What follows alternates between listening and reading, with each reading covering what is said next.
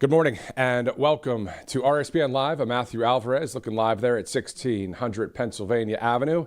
We know that at 10 this morning, the president is scheduled to speak at the House GOP member retreat that's taking place at the Trump Kennedy Center in Washington, D.C. So we will have that in its entirety coming up at about 10 o'clock Eastern time.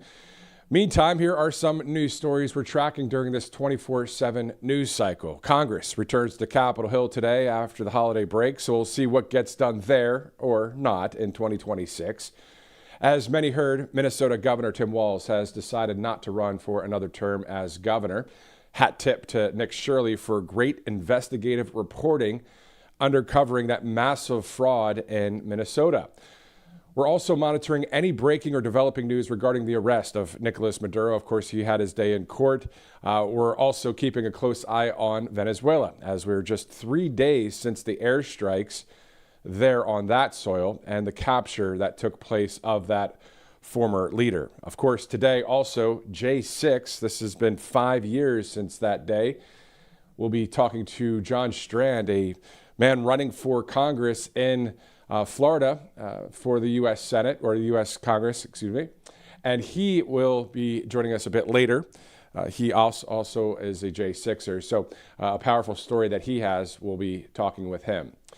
Meantime, just imagine saying the Pledge of Allegiance every day for 10 years straight. Well, country artist Neil McCoy is doing just that. Let's take a look. And joining us now on RSBN is country star Neil McCoy. Sir, thank you so much for joining us. You bet. I'm glad to be here. Thanks for inviting us, letting us come on there and tell everybody about what we got going on. You know what's awesome about this? I mean, country music and patriotism usually go hand in hand, but specifically with you, is it on Facebook that you say the Pledge of Allegiance every day, and you've done that for almost 10 years now? Yes, sir. I'm 2 days short of 10 years without missing a day. So we're pretty proud of it. And a lot of people, they tell us that their day doesn't even start until they officially have said the Pledge of Allegiance with me in the morning. And that's kind of them say that. But we do have a lot of folks that watch us and maybe some of the older folks that are home by themselves or maybe in a nursing home and don't get a chance to see many people. They wait for me to say the pledge, and they said we just are so excited because we don't get to see people much and we don't get to say the pledge much, so we know we say it every day with you, so it makes me feel good. That's pretty awesome, and for that being 10 years coming up on January 7th is pretty awesome. Let's talk about country music, and then we'll dive into patriotism, of course. Right. Again, two hand-in-hand things. Let's talk about your career in country music. You know, what advice would you give to people out there that are saying, man, I'm trying to enter into that Nashville scene? It's not easy, but how did you start? I would tell them, here's the thing. I've never lived in Nashville, Tennessee. I was fortunate enough that I was able to have my cake and eat it too. I was able to stay in Longview, Texas, where we live, and raise our family the way we wanted to raise our family. And we took a chance on the career, and we've had a pretty good career too. So we've been pretty fortunate. But I was one of those people that you're right. They'll ask me, what do I need to move to Nashville? And I go, well, you can just be prepared that you may not ever see the light of day. It's a pretty tough town. There's a lot of great talent in there, and the person I'm talking to could be very talented also. I just said, you got to do your time there. You got to show. You got to be at things that you may not want to go to, but you got to keep having people see your face. And then sometimes when you have an opportunity to play or perform in front of somebody, you better have your opportunity and better study for it and be good.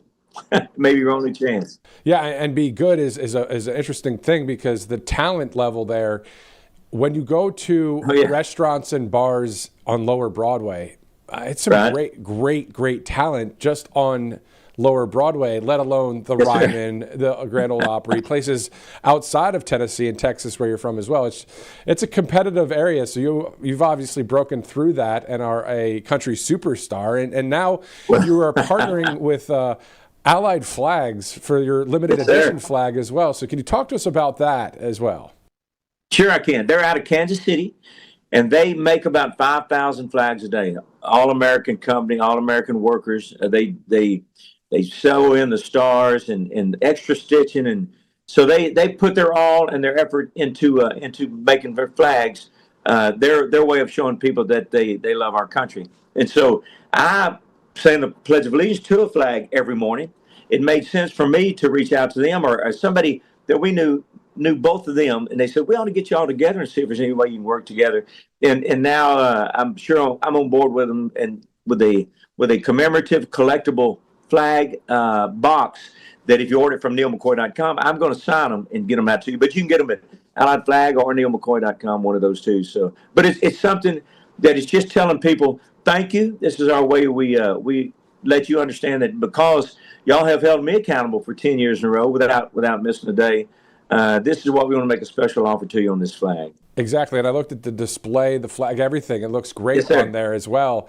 Let's talk about, we'll get into the holidays, how your holidays were in a second, but I want to ask you about the actual words in the Pledge of Allegiance. So we know it starts out, I pledge allegiance to the flag of the United States of America. Let's start there. What does that mean to you? Well, the United States of America means the world to me. My mom is from the Philippines. My father met her during the Korean conflict. He'd graduated from Texas A&M in 1952, got his draft papers and his diploma just about the same time. But from the engineering surveying degree that he had, the Army Corps of Engineers said, hey, we're going to send you to the Philippines where you can start helping us there with locating stuff on maps and doing just however you can. Dad was a pretty sharp guy. So they used him. He was just from a small town in Texas, Jacksonville, Texas, where I was also born and raised. So he fell madly in love with a Filipino lady. He ended up marrying her. They had my brother born there a year after that, and then they moved back to Jacksonville, Texas, where they had my sister and I.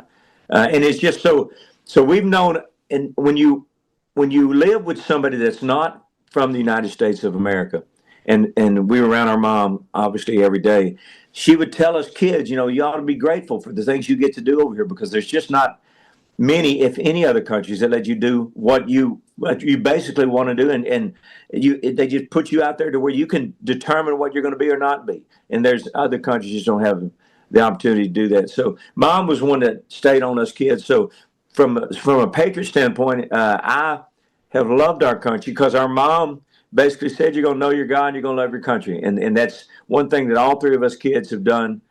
So I know mom and dad, they both passed away 6 and 7 years ago, but I know they're proud of the way we came out and the way, not where you get to, but how you get there. I think it's equally as important. Exactly. God, family, the United States of America, Yes, country, freedom. And let's talk about, freedom and justice, because if you look at the pledge, of course, at the end, it says one nation under God, indivisible, with liberty and justice for all. Isn't that what it's all about, freedom and justice in this country? Yes, sir. And the one nation under God, I tell people when I read it, I say, I may, you may not say it exactly the same way I do. I said, there's no comma when you're reading it in between the one nation and under God. So that is very important. And I think when you mention God, family, country, my wife and I have been married 45 years. And that's people will say to me, well, that's a lot in your business. I said, it's a lot anywhere. I mean, at 45 years is 45 years. But when you've got it all figured out, or you think you got it figured out, or to a certain point, and you do have your family in line, and you do have your God in mind, and your country in mind, then it's just a win-win-win. And that's the background we come from. And that's why we're saying the pledge. And we try to encourage other folks to get on board and say it with us. And they have. We got a lot of followers. Exactly. And to your point, I believe people that love common sense have a lot of it figured out, because it really doesn't have to be reinventing the wheel, right? I mean, it's that's exactly right. It's our human experience here. We know that there's a God, and we love our family, love our country, love our freedoms. And I believe anybody across the world would say that, except for those that are trying to take away the freedoms, right? I mean, exactly. We got to keep fighting for it, right? That's exactly right. All right. So, sir, talk to us about the holidays. Obviously, we had Christmas, we had Thanksgiving as well. We didn't catch up with you then. So how were they for you, speaking of family? Everything was great. Again, since our parents have passed, they're not there anymore, but we try and see, excuse me, my brother and sister and all of our sides of the family get together. And it really is, it's tacky and terrible this is to say, it's about the only chance that we can get together, because we all move. I know you were talking about you're from Pennsylvania, but you're in Alabama now. And so we're all trying to keep our family in order. And in doing that, it takes a lot of time. So when you get all of our families together, that's a real special moment because they just don't happen much anymore. And my brother and sister, we joke about it every once in a while, but they'll say, well, I guess we'll see you at the next funeral. I said, yeah, don't say that. It could be mine. No, I hear you on that. And also some of the tours and some of the cities you're playing in, I saw that I believe it was Florida or something coming up in just a few days from now. But yes, in sir. general, We're still Florida. Yeah, exactly. So talk to us about some of where you travel now, and also what other acts have you worked with out there across the country? Well, we've worked with a lot of folks out here because we've been around a long time. So our odds of working with somebody are better than maybe somebody who's only been around 5 or 10 years.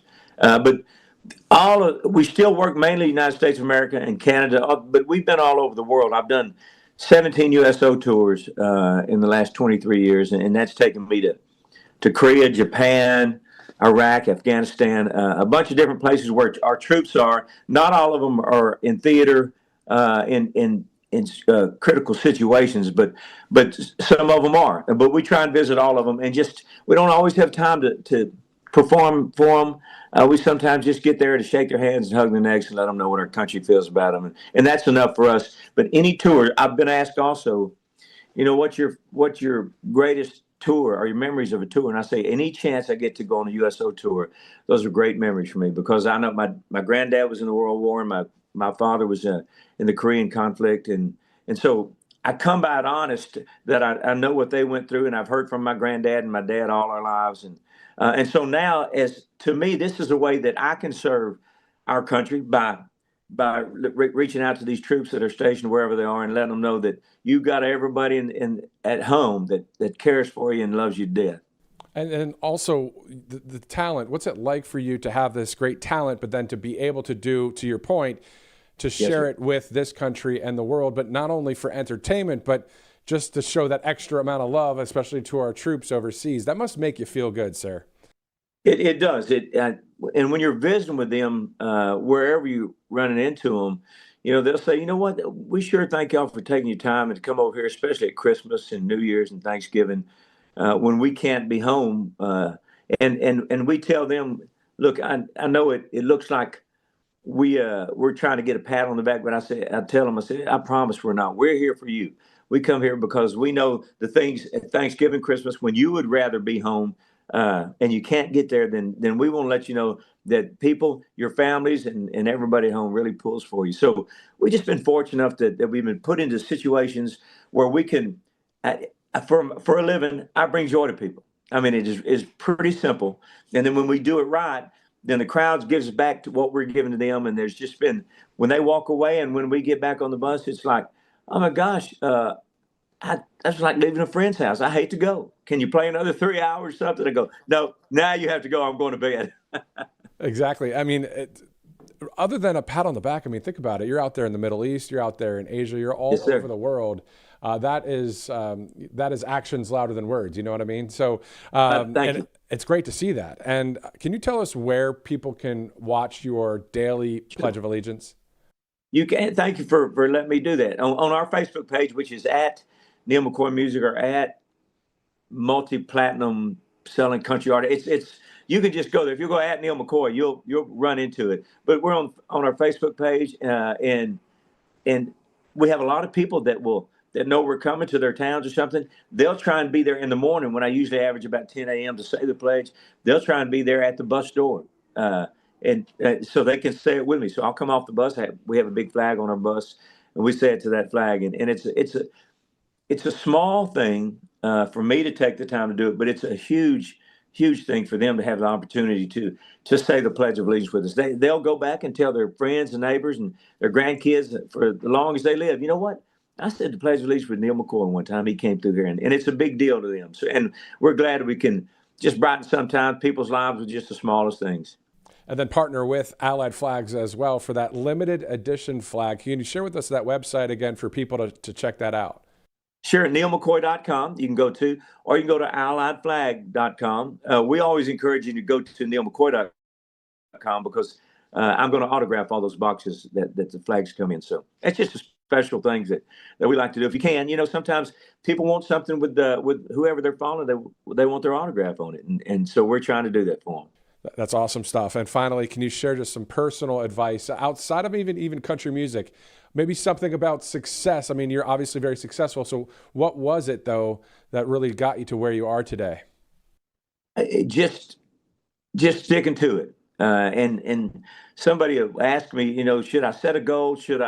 How long should I try this thing? And I try to be truthful with them. And I just say, well, if you're going to really go after it, go after it as hard as you can. Understand, but do set some kind of goal that if you've not gotten to that goal by a certain time in your life, then reevaluate, because you don't want to be one of these guys that are out here just chasing it every night and performing 6 nights a week and 5 hours a night, because I've been that guy, and that's not a life for you or your family at all. So set a goal, but just and stick to it. That's the thing, and work hard and be nice to people. And when you do a show, try to be as good as you can be, and then treat people nice. That is the way we've kept working for. I'm 67 now, and we've been working at it 35, 40 years, because when we play a show somewhere, we'll make sure it's a great, great, great show. And then we'll be nice to the caterers and to the stagehands and the volunteers that are driving you around and from county fairs. Just be a nice person. That way, in 5 years, when they're looking for somebody to come play their fair and you're one of them, then a lot of times we'll get the nod, because their people say, man, he puts on a great show. And it was just really kind to everybody. And I think that's what we need, a little more kindness. No, exactly. I agree with you. That is the secret sauce, if you will, for, Yes, I think, entertainers, performers, media, whoever, is to be genuine and resonate with the people. And I think that's what the people want, That's right. especially in media these days, of course. But thank you again, country star Neal McCoy, for joining us here on Right Side Broadcasting Network. Have a great week. I know you have a number of interviews to get to, but thank you again for spending the time with us. Yes, sir. All right. Hey, thanks for talking to me. Thank you.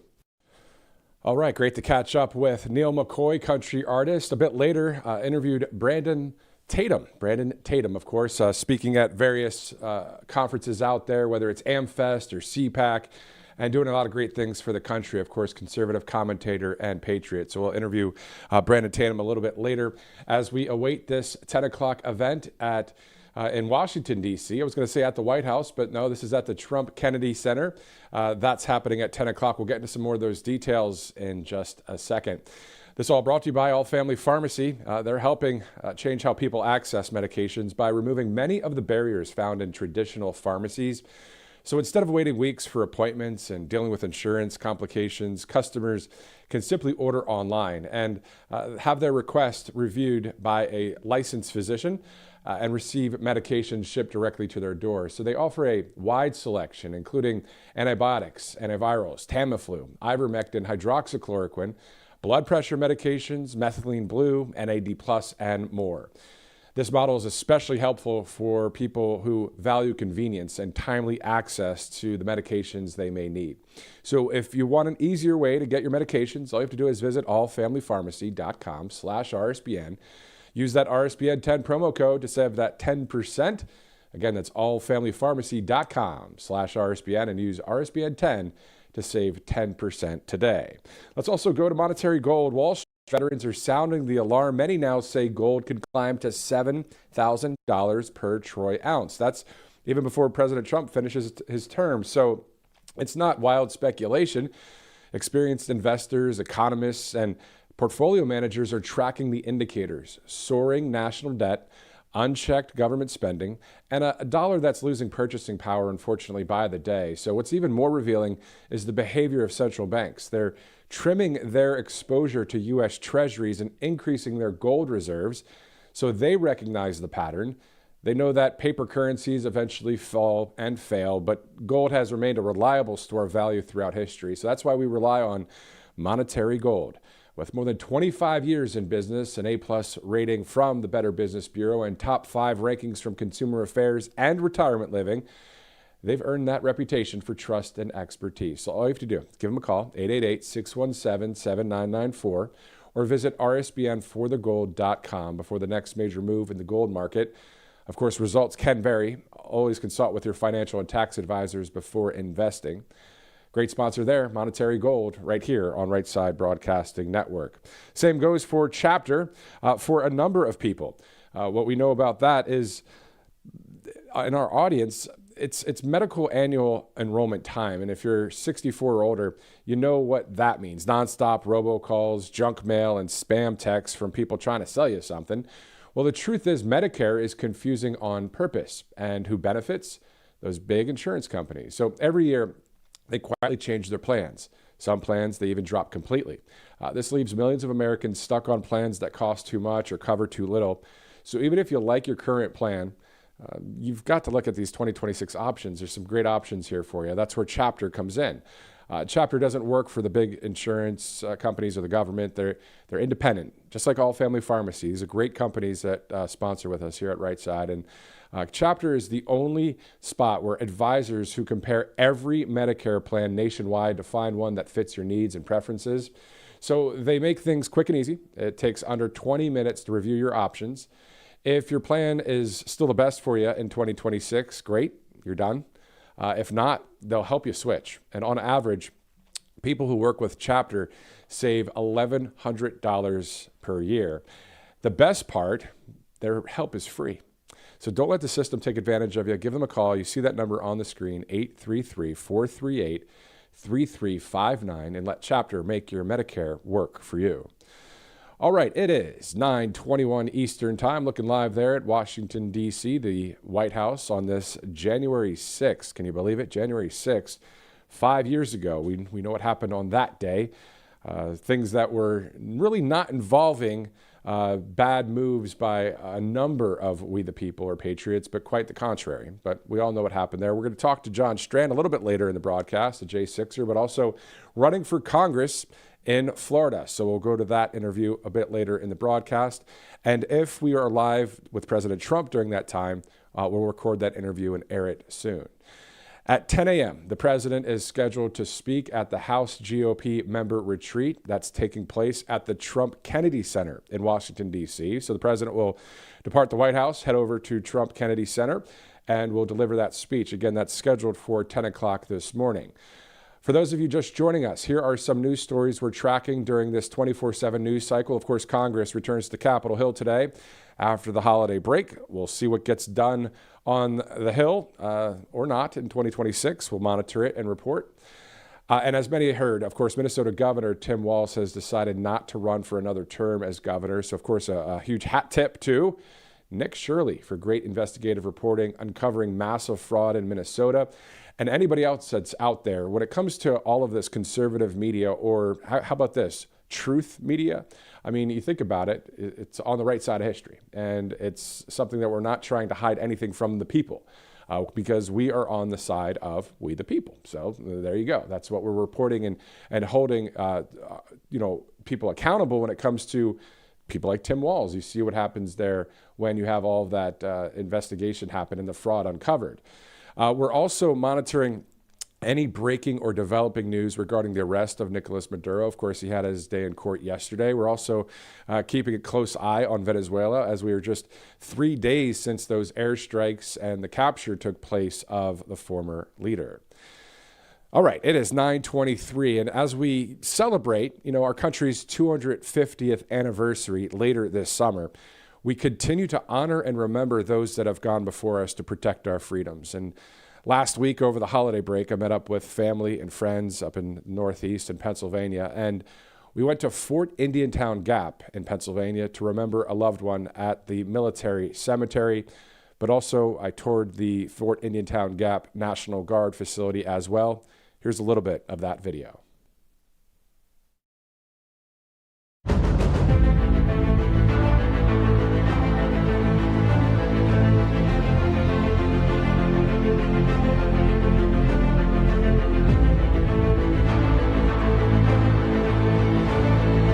It's awesome. Every time I come out here, it's a unique feeling because family members buried here, and remembering all the memories with them and whatnot. But just driving past, all the grave sites of all the military families and loved ones, spouses that are buried here, and military members. It's a surreal feeling that I don't take for granted. I live 15 minutes down the road, but I don't take for granted how special this place is, and people from all over the country. Anybody can be buried here that are members of the military. So it's very unique, and always cherish the time that I'm out here, and you really feel like a special connection to the country.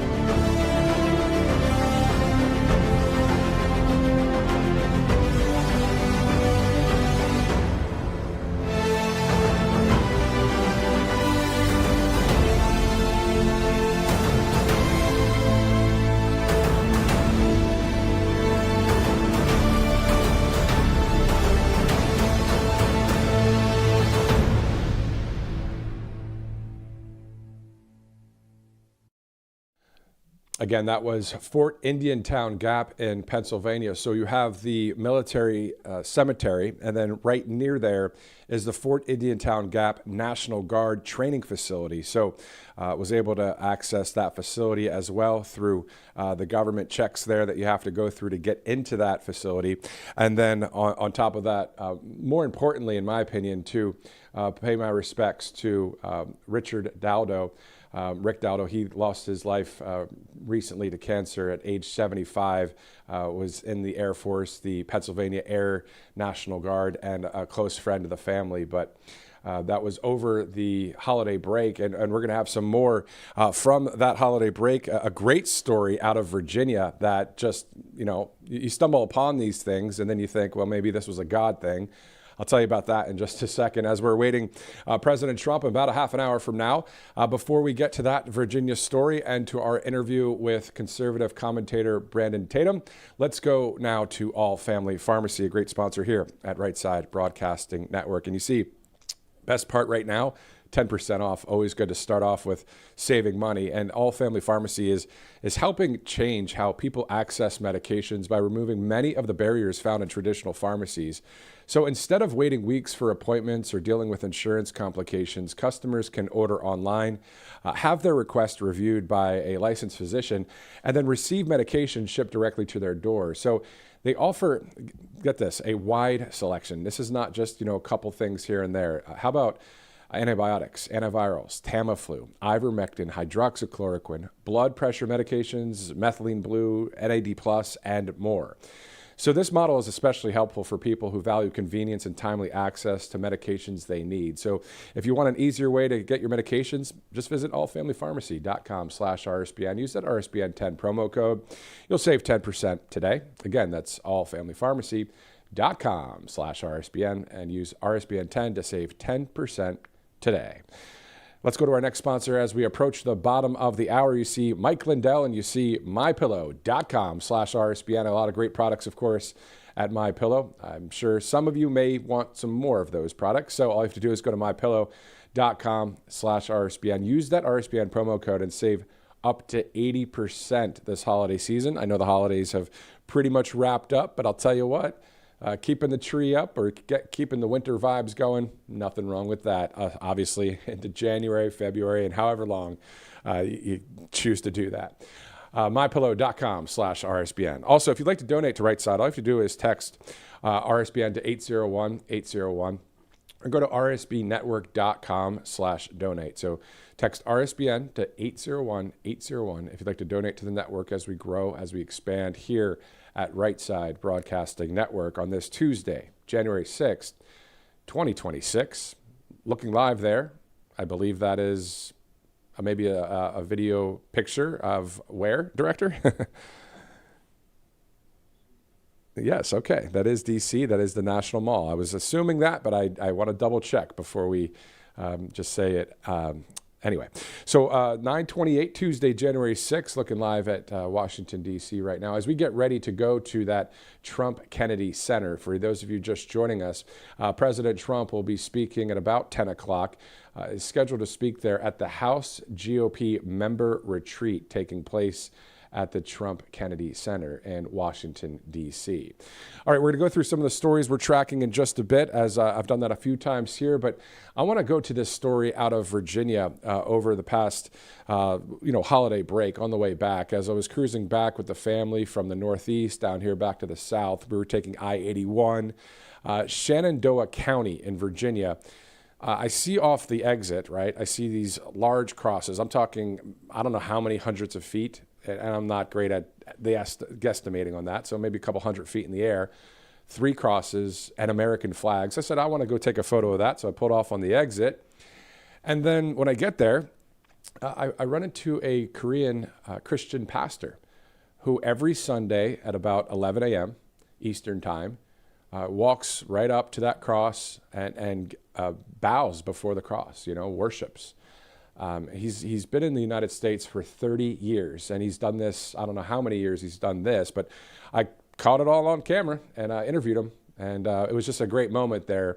So his name is Fisher Yang. Again, he just ran into him over the past few days, so let's take a look at that video right now.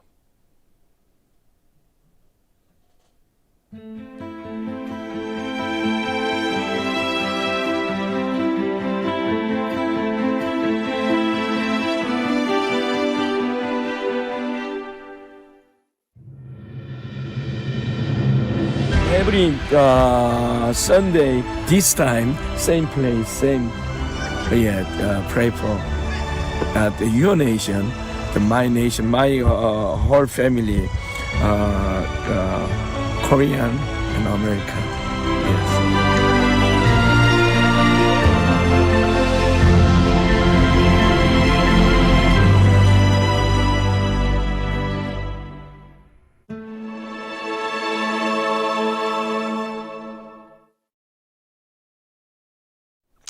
So again, that happened on I-81 traveling southbound in Shenandoah County. One of the churches there had the 3 crosses there with the American flags, and I thought I'd stop by there, and then again ran into a Korean Christian pastor who's been a citizen of the United States for 3 decades, and every Sunday at about 11 a.m. He goes right up to the cross there and bows, and I just caught it on camera and interviewed him. And again, it's I don't know. I like that kind of stuff. I don't know about you guys, but I'm pretty sure you do, right? I mean, I know a lot of you are Christian, love the country, and, also I love nature, right? So it was great to be I think it was near the Blue Ridge Mountains there in Virginia. So it was just a gorgeous moment there as we're seeing a Chick-fil-A commercial. So I don't know if we want to keep that up there right now. They are not a sponsor here at Right Side Broadcasting Network. But anyway, there's the White House, 9:32 Eastern Time, making me hungry here on this January 6th. All right, guys. So yes, there are a million things going on out there in this country. Of course, we want to see secure elections for the midterms. We want people to be held accountable, all the things. And that's something that we talk about a lot here at Right Side, and of course in conservative media. And we're going to get to interview conservative commentator and business owner Brandon Tatum in just a bit. Let's go to a couple of sponsors in the meantime, as it's 9:32 Tuesday, January 6th, as we await President Trump. Let's go to Monetary Gold right now. Monetary Gold. So the Wall Street veterans out there are sounding the alarm. Many now say gold could climb to $7,000 an ounce before President Trump finishes his term. And it's not wild speculation. Experienced investors and the economists out there, along with portfolio managers, are tracking the indicators, the soaring national debt, the unchecked government spending, and a dollar that's losing purchasing power by the day. So what's even more revealing is the behavior of central banks. They're trimming their exposure to U.S. treasuries and increasing their gold reserves. They recognize the pattern. They know that paper currencies eventually fail, but gold has remained a reliable store of value throughout history. So that's why we rely on Monetary Gold with more than 25 years in business, an A+ rating from the Better Business Bureau, and top 5 rankings from Consumer Affairs and Retirement Living. They've earned a reputation for trust and expertise. All you have to do is call 888-617-7994 or visit RSBN4thegold.com before the next major move in the gold market. And of course, results can vary. Always consult with your financial and tax advisors before investing. One good step to make right now is just to get the info kit there with Monetary Gold by calling that number you see on the screen or going to RSBN4thegold.com. Also, let's go to Chapter, one of our great sponsors here at Right Side Broadcasting Network. For a number of people in our audience, it's Medicare annual enrollment time. So if you're 64 or older, and you know what that means, of course, nonstop robocalls, junk mail, and spam texts from people trying to sell you something. Well, the truth is Medicare is confusing on purpose, and who benefits? The big insurance companies do. So every year they quietly change their plans. Some plans they even drop completely. This leaves millions of Americans stuck on plans that cost too much or just cover too little. So even if you like your current plan, you got to check out these 2026 options. And that's where Chapter comes in. Chapter doesn't work for big insurance or the government. They're independent. They're only with the advisors. They're the only advisors who compare every Medicare plan nationwide to find the one that fits your needs and preferences. So they make things quick and easy with that. So it takes under 20 minutes to review your options. If your plan's still the best for you that you have in 2026, great. You're done with all that. You can move on. But if not, they'll help you switch. On average, people who work with Chapter actually save $1,100 a year. And the best part, their help is free. So don't let the system take advantage of you. Call 833-438-3359 and let Chapter make your Medicare work for you. Let's go to angelpaste.com out of Spring, Texas, of course. A lot of great products there as well. You see the flagship product. So just go to angelpaste.com at checkout after you peruse the site. Use the RSBN promo code. You'll get a percentage off. Always good to save money. Always good to buy from local companies in the sense of conservative companies that definitely have been a great sponsor here at Right Side for a number of years. So angelpaste.com, some great products right there. Check it out. Angelpaste.com, 9:35 this Tuesday, January 6th. So in about 25 minutes, we'll hear from President Trump at the Trump Kennedy Center. He'll be speaking with the GOP member retreat that's taking place there. So that will happen at the top of the hour. In the meantime, let's go to conservative commentator and business owner Brandon Tatum.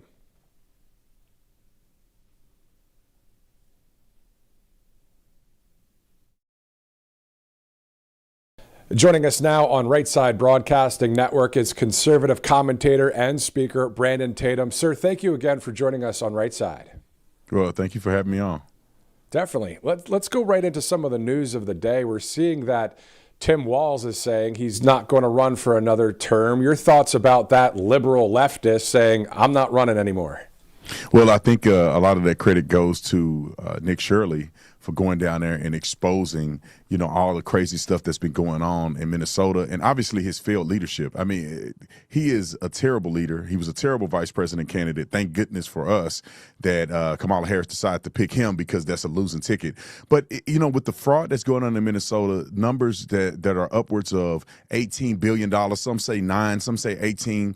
That's just what has been discovered. I mean, there could be $50 billion worth of fraud that has been going on over time.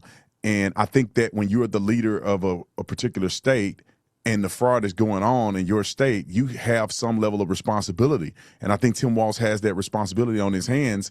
And obviously, nobody's going to vote for him again after that, after it's been revealed that he did nothing, that he did not follow up on leads, and they let this run rampant when the American people and those who are not immigrants, who have probably been there in Minnesota for a very long time, are getting shysted by some of these individuals. Exactly, and that's what we're seeing across the country right now in some other states, some of the fraud happening. But I want to touch on a point that you said about Nick Shirley.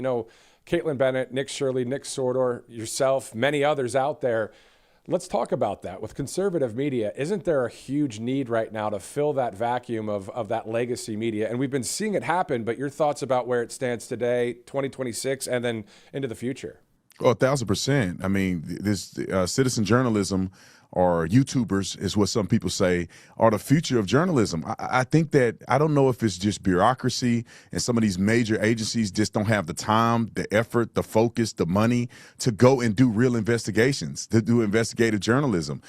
Maybe they have an agenda, but when it comes to individuals who can focus and pinpoint on certain things that they see that are problematic, and they can go out, they don't need a big team with them. They don't have to have vans and satellite connection and all that stuff. They just go out, get in front of the problem, present it to the people very authentically, and in my opinion, I think that's the best way to do it. That's going to trump legacy media moving forward in the future. I mean, look at what Nick Shirley's been able to do. I mean, one kid, he had a cameraman, and obviously he had to have security, but he had a cameraman with him, just him editing his own videos, and he's the most viral journalist probably in American history in this dispensation of time.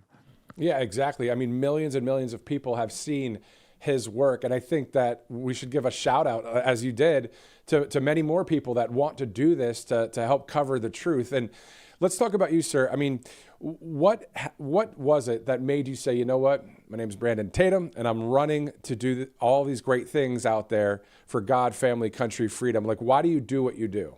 Well, you said it in some of your description there, is I put God first.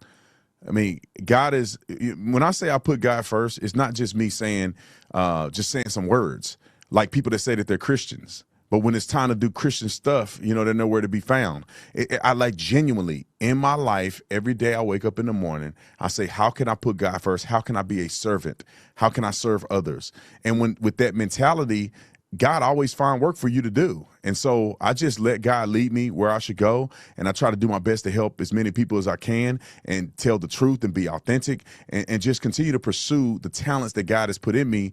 And that has led me to the point that I'm at today. So I just let God direct me in. I say, God, what do you want me to do? How do you want me to present? And that's where I go. And then on top of that, you're a CEO of Blackline Security Operations. And I read that you bring that rare combination of law enforcement experience, tactical training, and executive leadership to the private security industry. Can you talk to us about Blackline Security? Yeah, I mean, Blackline Security is something I'm incredibly proud of. I mean, I teamed up with a bunch of other guys who are incredible. I mean, with a lot of EP experience. The guy who's my head of security is actually our COO, and he's a former Green Beret. I mean, the guy got 31 years of military experience, and others that we have on our team that's really changing the game when it comes to executive protection. I mean, nobody's doing what we're doing. I mean, we have the capabilities of actually training our clients, taking them out, training them about mindset, taking them shooting, and we have that ability. We have the nonprofit side of it, which is our Blackline Guardian Fund, and this is specifically for individuals who cannot afford a security or need support affording security, like Nick Shirley. I mean, Nick Shirley don't have to pay for any of his security because his audience and people who support and love him are completely funding his security through the 501c3. So we not only have the best tier 1, tier 2 guys, former military, former special op guys operating as our EP specialists, we also have all these other variations that, in my opinion, will change the game forever when it comes to executive protection.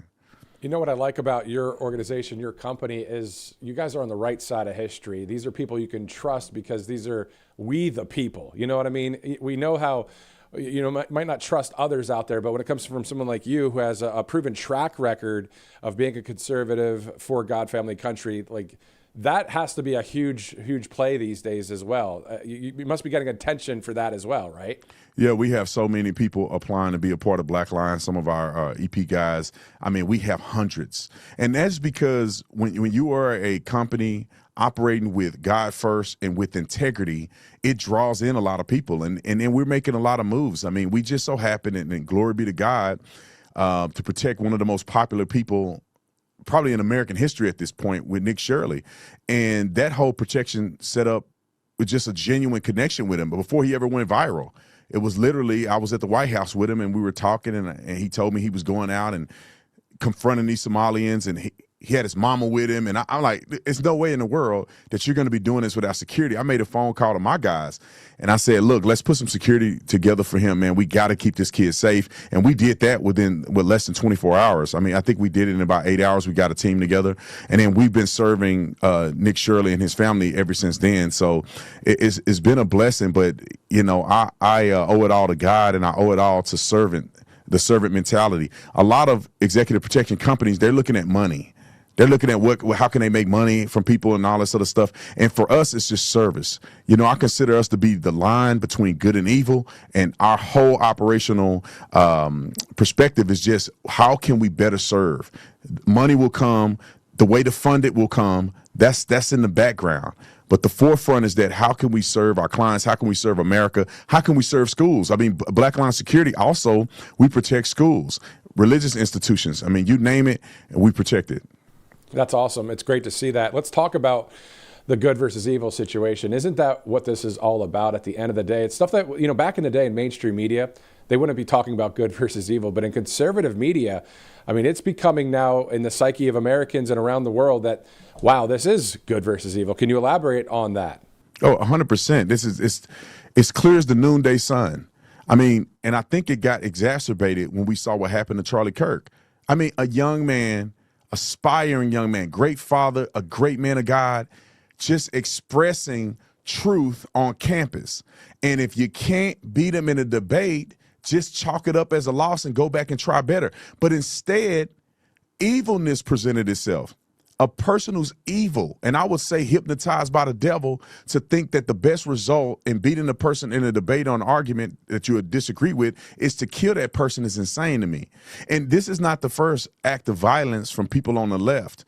And I know that there's violent people on every side, but it seems that it's coming more from the left more so than ever. I mean, look at the fact that I can't name a journalist that goes out in the public exposing truth that needs security on the left.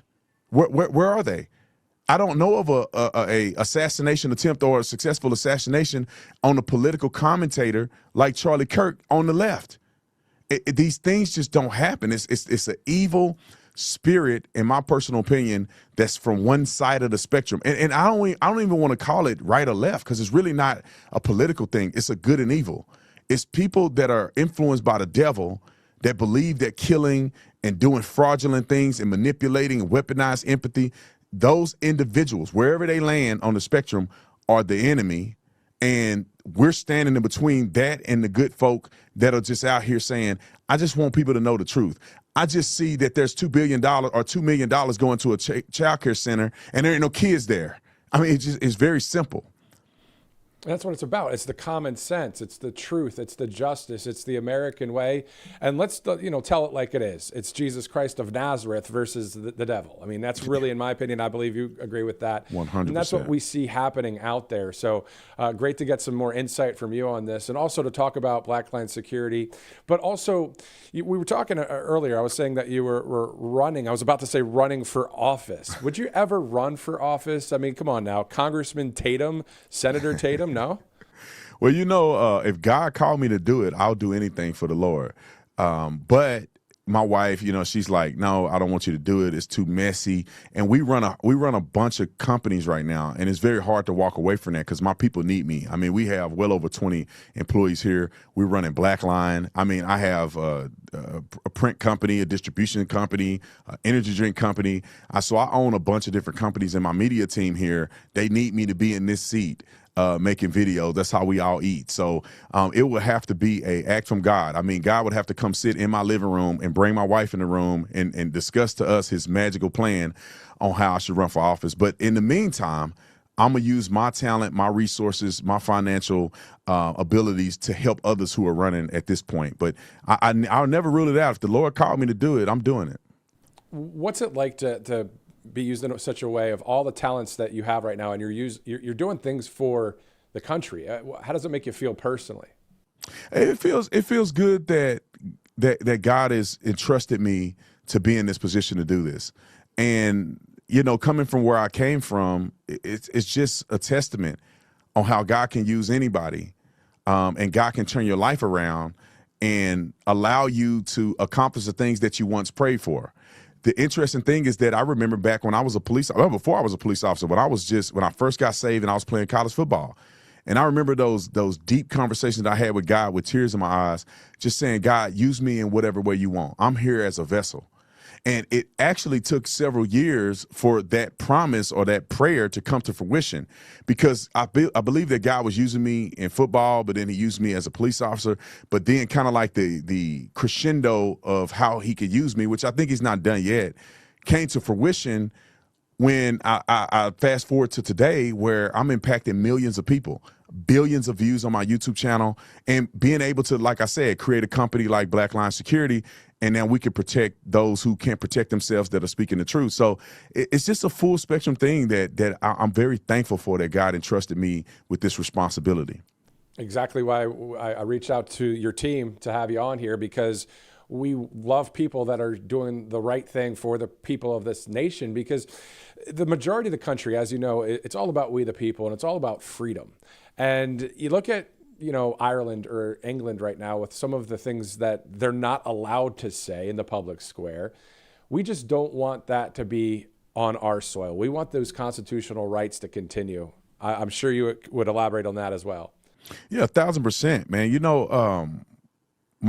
My grandfather served in the military, and a lot of people have family members who served in the military. Our history is built on people dying for our freedoms. I mean, we could even talk about the Civil War, and you go down the list. There's good men throughout history that have died to make sure that we can have freedoms that they never saw in their lifetime. And how much more should we be fighting for to maintain the things that others have built for us? And we don't have to die for it, majority of us, right? It's just a simple act of courage by saying, I'm going to speak out and I'm going to tell the truth. And I do believe that men, more so than ever, need to have the spirit to say, I'm willing to die for this. I'm willing to lose my life that others may have freedom. And it's almost very similar to Jesus Christ's sacrifice, for him to die on the cross, for us to have freedom, for us to have an opportunity at salvation. Now, obviously, he was raised from the dead, and the Bible also talks about, like Christ, we shall also be risen if we live right and we do the right things and we believe in Jesus Christ. Therefore, our sacrifice is not in vain. So we should have the mentality to say, like Christ and like men before us, we have to be willing to go all the way for our freedoms and maintain those freedoms for generations to come. And if we die in the course of doing God's work in this country, I believe that we will be rewarded at the end of it. Not some Islamic terrorist, we get a bunch of virgins or something like that. No, that's not the idea. The idea is that if you die working for the Lord and doing the right thing like Christ, and this is in Romans 6:4, I believe, you should also be, raised and walk in the newness of life. So I really believe that we should, as men, and women have their part, but as men, we need to stand on principle and be willing to die for our freedoms. And it's exactly what I've heard from a number of people on social media when it comes to people like James O'Keefe has said exactly what you said, but also knowing the truth, and the truth will set you free. And the truth, of course, to your point, is Jesus Christ of Nazareth. So it's great to be able to have that perspective as we all work in the industries that we work in. It's really interesting. Isn't it interesting to talk about this on a national political newscast where the mainstream media would not ever want to have anything you just said broadcasted on those airwaves? Well, too bad for them, man, because I'm going to lift up the name of Jesus no matter where I go. I don't care if I can't speak, I'll type it out on a piece of paper for people, or type it on a computer. But, that's my whole goal, is that I'm going to lift up the name of Jesus no matter where I go, no matter what I do. If I'm on my platform, I don't care if I'm talking about politics. I'm going to bring up Christ in politics. If I'm motivating people, I'm speaking around the country. There is no way in the world that God has been so good to me that I cannot acknowledge my Lord and Savior, Jesus Christ. It's no way in the world. And I don't care what the mainstream media do. Too bad for them. If they ever put me on their show, I'm going to start out by saying I want to give, honor and respect to my Lord and Savior, Jesus Christ. And if they don't like it, that's too bad for them, man, because we need to stand up for Christ. And the Bible talks about how if we are ashamed, he's going to be ashamed of us when we get in front of the Father at the time that, after we die, and it's decision to be judged. So if we stand up for Christ here on earth, Christ will stand for us in the gap when it's time for us to meet God in heaven. Amen. Let's talk about a couple things before I let you go when it comes to saving our country and securing our elections and justice being served.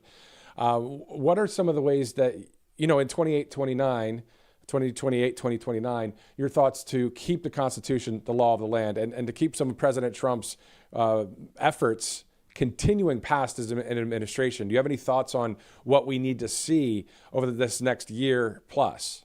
Well, first of all, people need to be educated. And this is why people like me and you and we exist, to get people informed so they can make informed decisions when they go out to vote.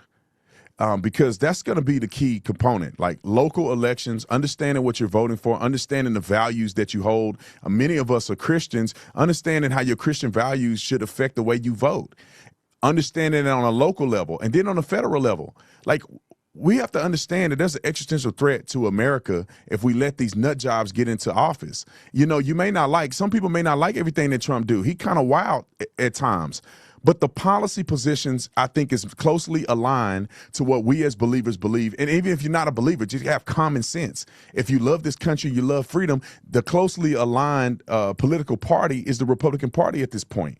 And the people like Donald Trump and others who is in his administration that may come after him, whether it's J.D. Vance or Marco Rubio, which Marco Rubio looking really good lately, those individuals, we should be informed about the policy positions that they hold, and we should step up and get out and vote. I don't want to hear nobody. My daddy told me this a long time ago. He said, if you don't vote, then I don't want to hear you say nothing about politics. Shut your mouth. I don't want to hear nothing from you. So people that have an opinion about politics, make sure you not only talk about it, make sure you not only complain about it online, but you need to get out and you need to actually vote. And not only should you vote, you need to get somebody else to vote. Go get your uncle, your grandma, all the people historically that you know that do not come out and vote. Get them to show up. Because when we show up in the numbers that we should have at this point and the fervor that we should have, we will win elections. And winning elections is not a partisan thing. It's winning elections based on what's best for our country. Because if a Democrat came out and was doing things that were the best thing for America, that believed in freedom, that believed in lower taxes and all of the above, believed in Christian values and freedom of religion, and not letting or not having it be the law of the land where women can just go out and destroy their babies because they just don't feel like having kids at this point, although they felt like laying up at night, but they didn't feel like having a baby. We should not allow that to be so. If a Democrat came and pushed that, hey, it's fair game, man. I'll vote for you. It's not really about Republican, Democrat. It's about who's going to do what's right for America and who's going to live up to the expectation of godly values. And I wish that people would just be informed. Be informed and get your butt off the couch and go vote. You know, Thomas Jefferson, it talks about an informed citizenry is so important. And it is an information war. And it's interesting to see over the years the mainstream media trying to lie to us, but now many, many millions, if not billions around the world are aware of the fake news now. So it's great to see that. Before I let you go, sir, can you talk to us again? How do you get to Blackline Security? Is there a website that people can get to? Yeah, 100%. So Blackline Guardian Fund is our nonprofit arm, and that's the way you can go and support Nick Shirley. I would love for everybody that's watching this, especially now more than ever, he really needs security. We've been able to raise some money, but he needs a lot more money because of the threat on his life. So you can go to Blackline Guardian Fund. You go there. That's the 501c3 nonprofit support. You can go on, you'll click it, you'll see Nick Shirley's name there. You can go and support there. If you need security, and you can afford your security, right? I mean, reasonably afford your security. Just go to blacklinesecurity.ops.com. If you're looking for employment, we're hiring. We're bringing in as many good qualified people as we can. All of that is going to be on blacklinesecurity.ops.com. There'll be a form to fill out if you need security or anything related. There's a careers tab if you want to join the team. And then also, if you happen to land there, you'll see the Guardian Fund there. So after you apply, you can go over to the Guardian Fund and support through our 501c3. Brandon Tatum, would you like to share one more thing for the people watching for 2026? Maybe someone's dealing with a certain situation, or they're just, not, maybe basically they need encouragement. How would you encourage someone watching us right now?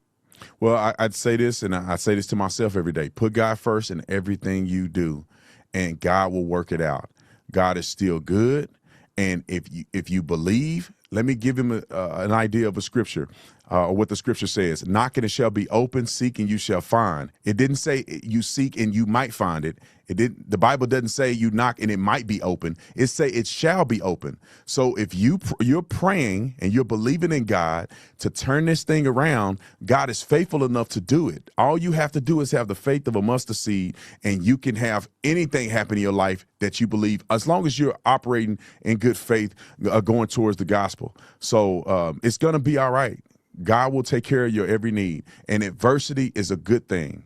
God, you look at anybody that's ever been successful and anybody that God is trying to take to the next level, they have adversity. And adversity is not just for you, it's for God to work through you to help other people. So just put your faith in God first, man, and it'll all work out. Yeah, amen to that. I mean, while you're talking there, I was thinking about September 21st, the Charlie Kirk Memorial, and the power of the Holy Spirit just moving throughout that stadium there for the Cardinals game or stadium. You watched that, I'm sure. What was your thoughts about that? Yeah, I mean, we actually live in Phoenix, and we were getting ready to go. I mean, we had all our friends stay over at our house. We had a Sprinter van to take us over there, and my wife ended up getting sick that morning, so we had to watch it on television while all our friends actually went to the memorial service. But it was such a blessing. I had never in my life seen that many politicians lift up the name of Jesus. I had never heard them talk about Jesus, but to hear the people that are running our country at least acknowledge Jesus Christ in that way. I mean, the songs that were sung, just remembering a good dude. I mean, that was the most powerful thing, is seeing everybody come together to remember somebody who stood up for what was right, who put God first, who was a good husband, a good mentor, a good man, led probably one of the biggest and most prominent organizations for young people. If it had not been for Charlie and his courage and others who supported him, I don't think we would have had Donald Trump be elected. I mean, we would have had these leftist nut jobs running our country and hating God. So that just celebrating the life Charlie Kirk was something that I'll never forget. And then I'm always honored that we were able to put that together. When I say we, the people of the country, and also people at Turning Point was able to put that together to honor a good man. Yeah, definitely sparked somewhat of a revival throughout the country. And hopefully, people continue in that flow of the Holy Spirit, because, yeah, it was powerful to watch here in Alabama while I was watching and covering it as well. Brandon, I think we need to have a sit-down interview for another 2 hours next time, because I'm sure I could talk to you a lot longer than this 15-minute segment. But, sir, thank you again. Commentator and conservative speaker Brandon Tatum, thank you again for joining us here on Right Side Broadcasting Network. God bless you. Thank you for having me. Thank you, sir. All right, it is now 10 o'clock. It's the top of the hour. It is January 6th, 2026. Good morning and welcome back into Right Side Broadcasting Network. This is RSBN Live. I'm Matthew Alvarez at 10 o'clock or any minute from now. As soon as we see that live feed, the president is scheduled to speak at the House GOP member retreat. That's taking place at the Trump Kennedy Center in Washington, D.C. We're going to go over a few of our top stories that we're tracking in this 24/7 news cycle in just a minute. Before we do, let's go to a couple sponsors, and then after that, we'll have John Strand joining us live from Florida, of course, running for Congress. Also, a J6er, and today, of course, is January 6, 2026, 5 years since that event. So we'll be talking with John here in just a minute. Let's go to some of our sponsors. All Family Pharmacy is one of them. It's helping how people can, change access to medications by removing many of the barriers found in traditional pharmacies. So instead of waiting weeks for appointments or dealing with insurance complications, customers can actually just order online, have their request reviewed by a licensed physician, and receive medications shipped directly to your door. So All Family Pharmacy, they offer a wide selection, including antibiotics, antivirals, Tamiflu, ivermectin, hydroxychloroquine, blood pressure medications, methylene blue, NAD+, and more. This model is especially helpful for people who value convenience and timely access to the medications they need. And if you want an easier way to get your medications, just visit allfamilypharmacy.com/RSBN. Use that code you see there on the screen there, RSBN10, to save 10% today. allfamilypharmacy.com/RSBN. Also, Monetary Gold is another great sponsor here as we await the president in Washington. Wall Street veterans are sounding the alarm. Many now say gold could climb to $7,000 per troy ounce. Right now, it's north of $4,000. And silver is pushing, I think it's $74 a troy ounce at this point. And, that $7,000 mark isn't wild speculation. It actually could happen before the end of President Trump's term. Experienced investors and economists and portfolio managers are tracking the indicators. They're seeing the soaring national debt and the unchecked government spending and a dollar that's losing purchasing power by the day. So you have this option here to get the info kit, at least if you're somewhat interested. If you're fully interested, the call, they'll take your call right now, of course.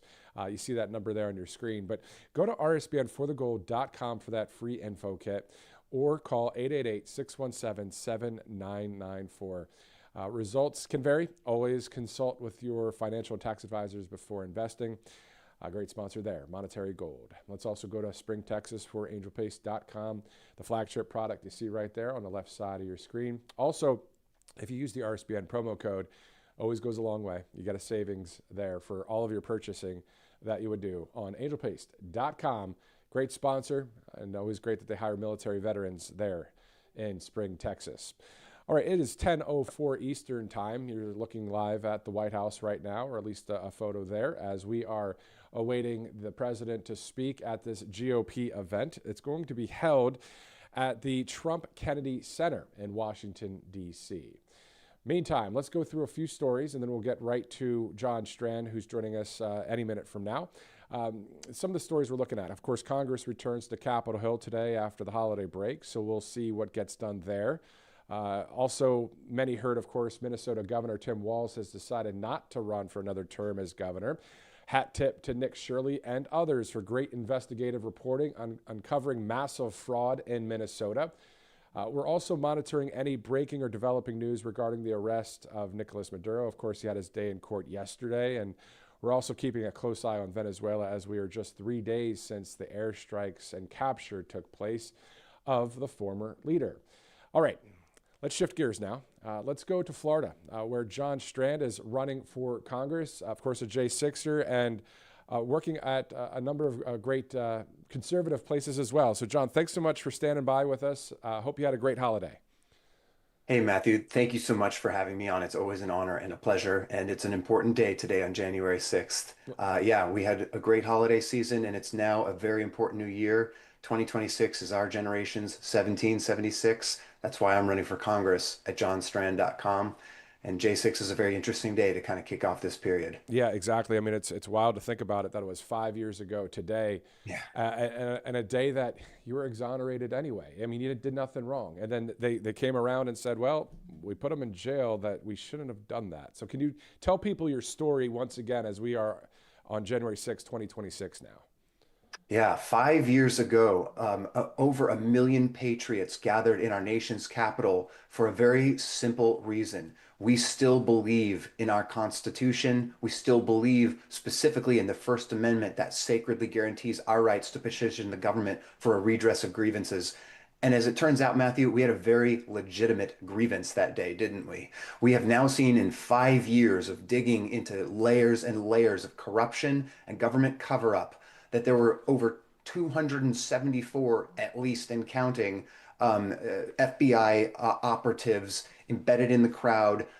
Nancy Pelosi and her whole operation was clearly involved in setting this up and weaponizing the footage to create this insurrection narrative.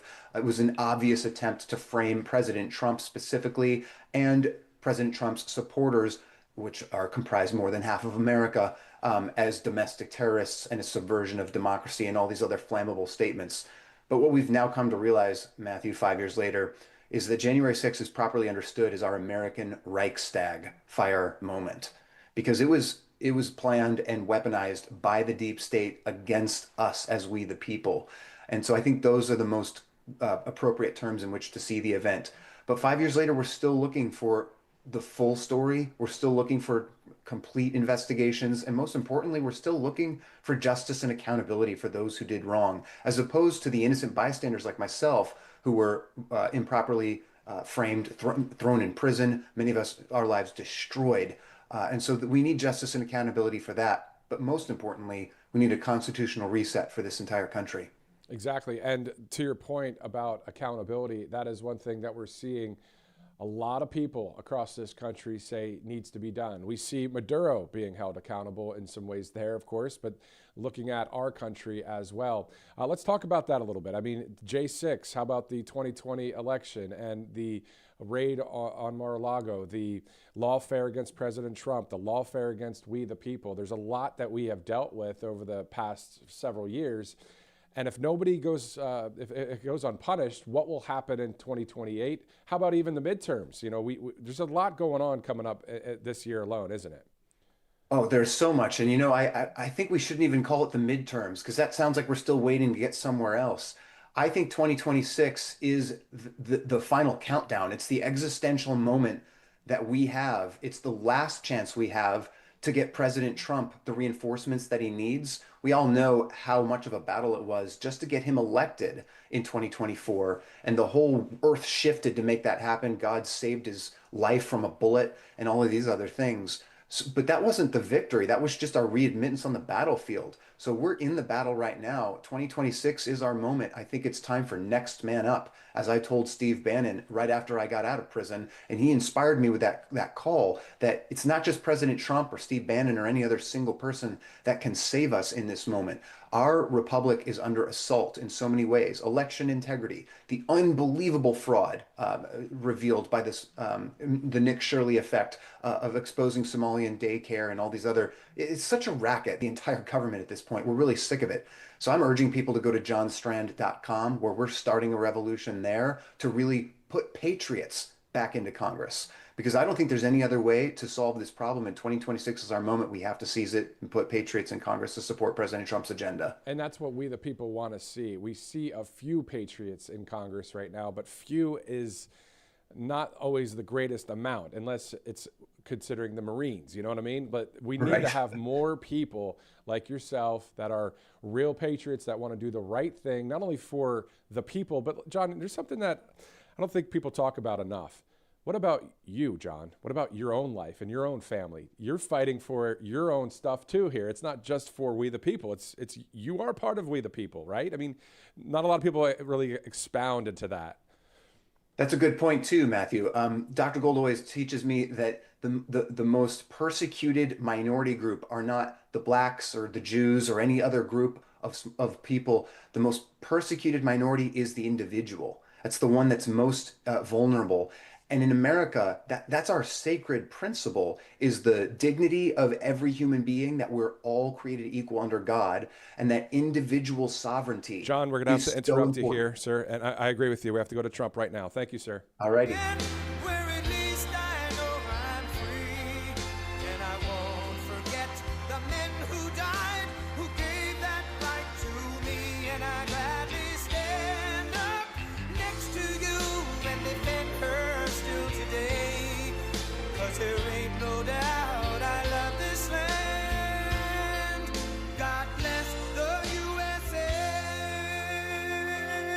Thank you very much. I do love that song, but we got to get to business. I love that song, but I want to thank you all. You're special, special people. And I want to just say that, I announced I was coming over here, and I said, I love those Republicans, and I meant it. I said, except for maybe a couple I don't love. But the people in this room, I don't know if those couple are here. I don't know. I don't care if they're here or not. But we love you, and you've done an amazing job. You love the country. You're doing what's right for the country. And I want to wish everybody a Happy New Year, the most successful House Republican majority in decades. And we did it with not a big majority, right? That was not a big majority, but it's a unified majority, and it's people that know what it takes to make America great again. So together we had 12 months of unprecedented success in 2025, and now we're going to make history and break records with the epic midterm victory that we're going to pull off. It just doesn't seem to happen for people that win the presidency. It's an amazing phenomenon. You win the presidency, and we sure as hell are having a successful presidency, I will say that. But even if it's a successful presidency, there's been nothing like what we're doing. We had a very good day 2 days ago, too. But even if it's successful, they don't win. I don't know what it is. There's something psychological, like you vote against. You can win by a lot. We won every swing state. We won the popular vote by millions. We won everything. But they say that when you win the presidency, you lose the midterm. So you're all brilliant people. Most of you are in this business longer than me. That makes me smarter than you, because look where I am, right? No, it doesn't. But I wish you could explain to me what the hell's going on with the mind of the public, because we have the right policy. They don't. They have horrible policy. They do stick together. They're violent. They're vicious. They're vicious people, and they stick together like glue. They don't have a couple of the people that we have. A couple of people, not too many. Really very few. And that's why I want to just say that before we go any further, I want to express our tremendous sorrow at the loss of a great member, a great member, Congressman Doug LaMalfa, who passed away yesterday, as you probably have heard. And he was the leader of the Western Caucus, a fierce champion on California water issues. He was great on water. He wanted to release the water, he'd scream at him. And a true defender of American children. He was a defender of everybody. And our hearts go out to his wife, Jill, and his entire family. He voted with me 100% of the time. And by the way, he wasn't a 3 o'clock in the morning person. Do you know what I mean by that? Where the speaker goes, sir, could you call up? Could you call? I said, what time is it, speaker? Sir, it's 3 in the morning. Could you make a couple of calls? How many? 9. So I'd start calling 3 in the morning. I said, I shouldn't use any names. I'm just going to create problems. But hi, Jim, and I'm not talking about Jim Jordan. They never had a call 3 in the morning for him. But I say, hi, Jim, how you doing? I just called to say hello, 3. Okay, sir. Sir, you haven't spoken to me in 3 years, and it's now 3 in the morning, so I know what you want. You want my vote? And usually almost always they'd give it, but they wanted to be called. And with Doug, I never had to call. He was with us right from the beginning. I love those guys. I must say I probably love them the best, the guys that I don't have to call. They know we're doing the right thing. I have a couple that are going to be with us all the way, but they just want the call. They want love. They need love. They're more insecure than most of you. It's true. No, most of you are secure people. They're all laughing.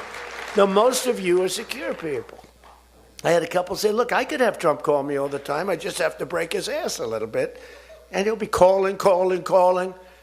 But I appreciate those. We actually had a little party. We opened up a beautiful section of the White House in the Rose Garden, and we had a party for all of those people that I never speak to and vote for me.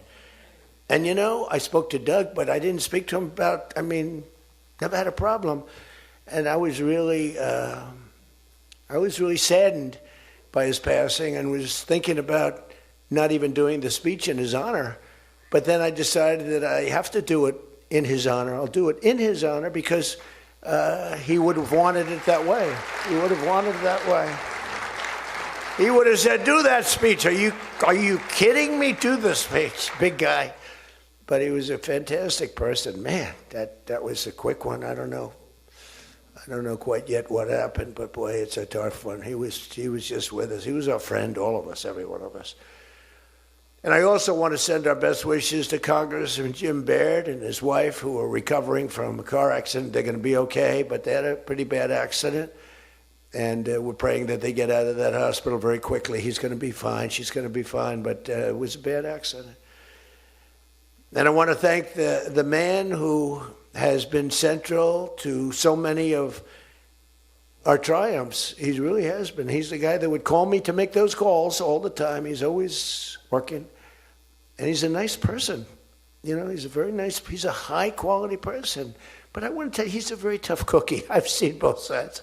Not often do I have to see the other side, because he's just, by nature, he's a very fine, religious. I like that. He's a religious person. I like that.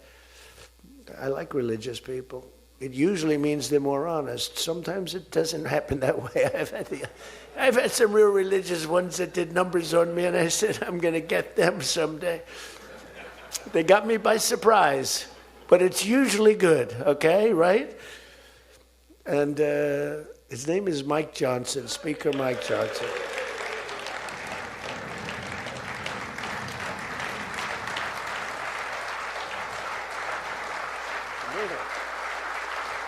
He has my complete and total endorsement. Stand up, Speaker. So, but it is true. A lot of times they'll say, I wish Mike were tougher. He's tough. He's tough as anybody in the room, actually. But can't be tough when you have a majority of 3. And now, sadly, a little bit less than that. A little bit less than that, maybe. But you can't be Trump. You can't, I want you. You make 10 enemies, 20 enemies. That's the end of that, right? Everybody loves him. I would say there's one person he's given up on. I think he just gave up on this guy. He's so bad. He never votes for us. But no matter how good, he won't vote for us. There's a sickness there. There's something wrong. You can have the greatest bill, the greatest for the country. Forget about for Republicans. Great, great, great for the country. I'm a no vote. We don't even bother calling him at 3 in the morning, do we? Huh? But I want to thank another guy who's as tough as they come, because he went through something that none of us have gone through. I went through a little shot, but I get that throbbing feeling every once in a while. But what he went through was incredible. And that Steve Scalise, he got hit hard. Where's Steve? Steve.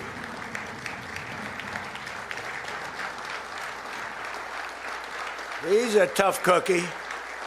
He was dead. I went to the hospital. His wife was crying so much. She was a mess. Oh, yeah, she loves you.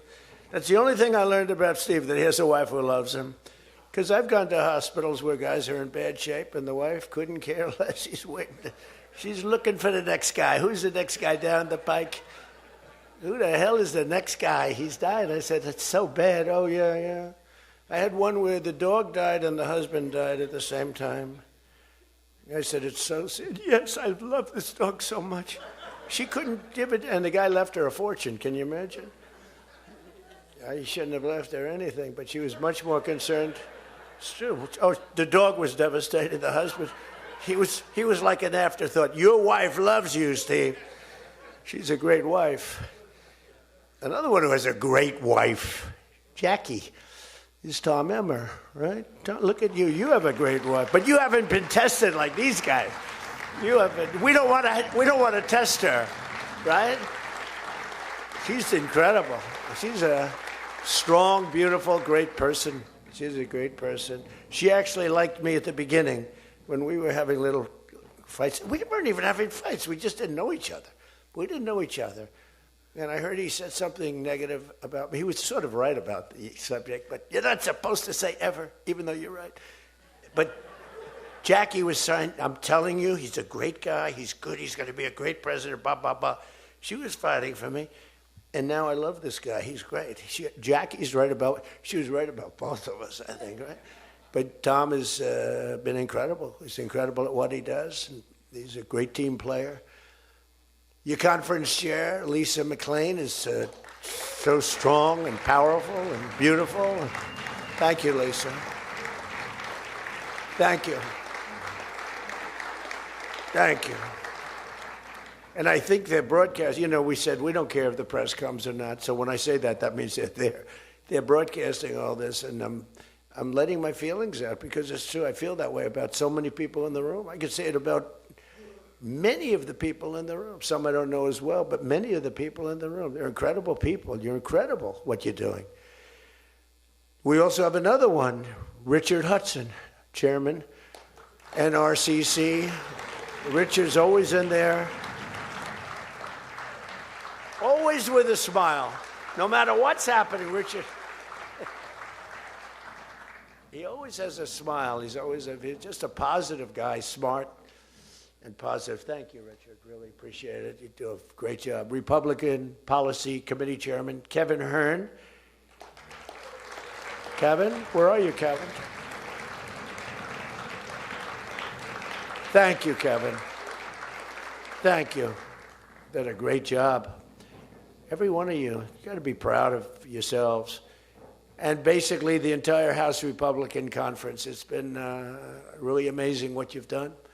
And we're going to give you some ammunition today. I said, I'd love to make a speech. The Speaker asked me, would you make a speech? I said, sure. You think Biden would do that? Would you make a speech? What? First of all, people wouldn't ask him to make a speech because it never worked out well, right? Could never find the exits. You finish, look, stare here, stare there, stare here. You could jump off the front if you had to. No matter what he did, he got himself into trouble. So basically, they didn't ask him to, but if he did, it wouldn't be good. But it's good with me because, we have so much ammunition. We have ammunition. The problem is the fake news.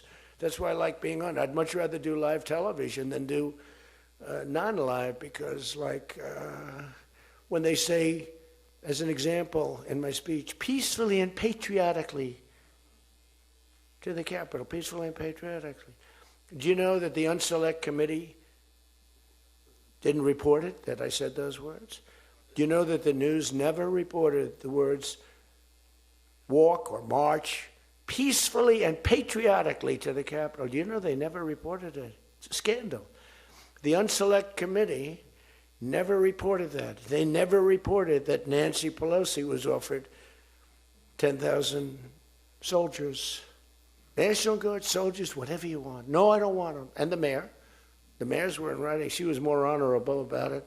But Nancy got caught when her daughter did a documentary. She's a documentariist. And she has her mother saying, it's my fault. I should have taken the soldiers or something. I saw that in the documentary. I said, whoa, this was a major story. Has she spoken to her daughter since that, But they just, they are vicious people, even on the attack. And it was an amazing military feat that took place yesterday. Think of it, an amazing military. The people are saying, well, thank you.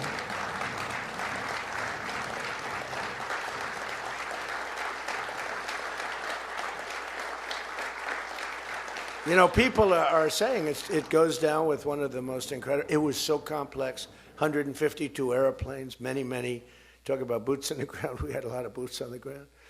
But it was amazing. And think of it, nobody was killed. And on the other side, a lot of people were killed. Unfortunately, I say that, soldiers. Cubans, mostly Cubans, but many killed. And they knew we were coming, and they were protected, and our guys weren't. You know, our guys are jumping out of helicopters, and you're not protected, and they were. But it was so brilliant. The electricity for almost the entire country was, boom, turned on. That's when they knew there was a problem. There was no electricity. Caracas, there's no electricity. It's not the only people with lights were the people that had candles. It was just off. So we sort of got them a little by surprise. But it was brilliant tactically. It was an incredible thing. But I watched where Schumer, he's such a bad guy. I mean, I've known the guy for a long time, and he's such a bad guy. You know, at some point they should say, you know, you did a great job. Thank you. Congratulations. Wouldn't it be good? I would say that if they did a good job.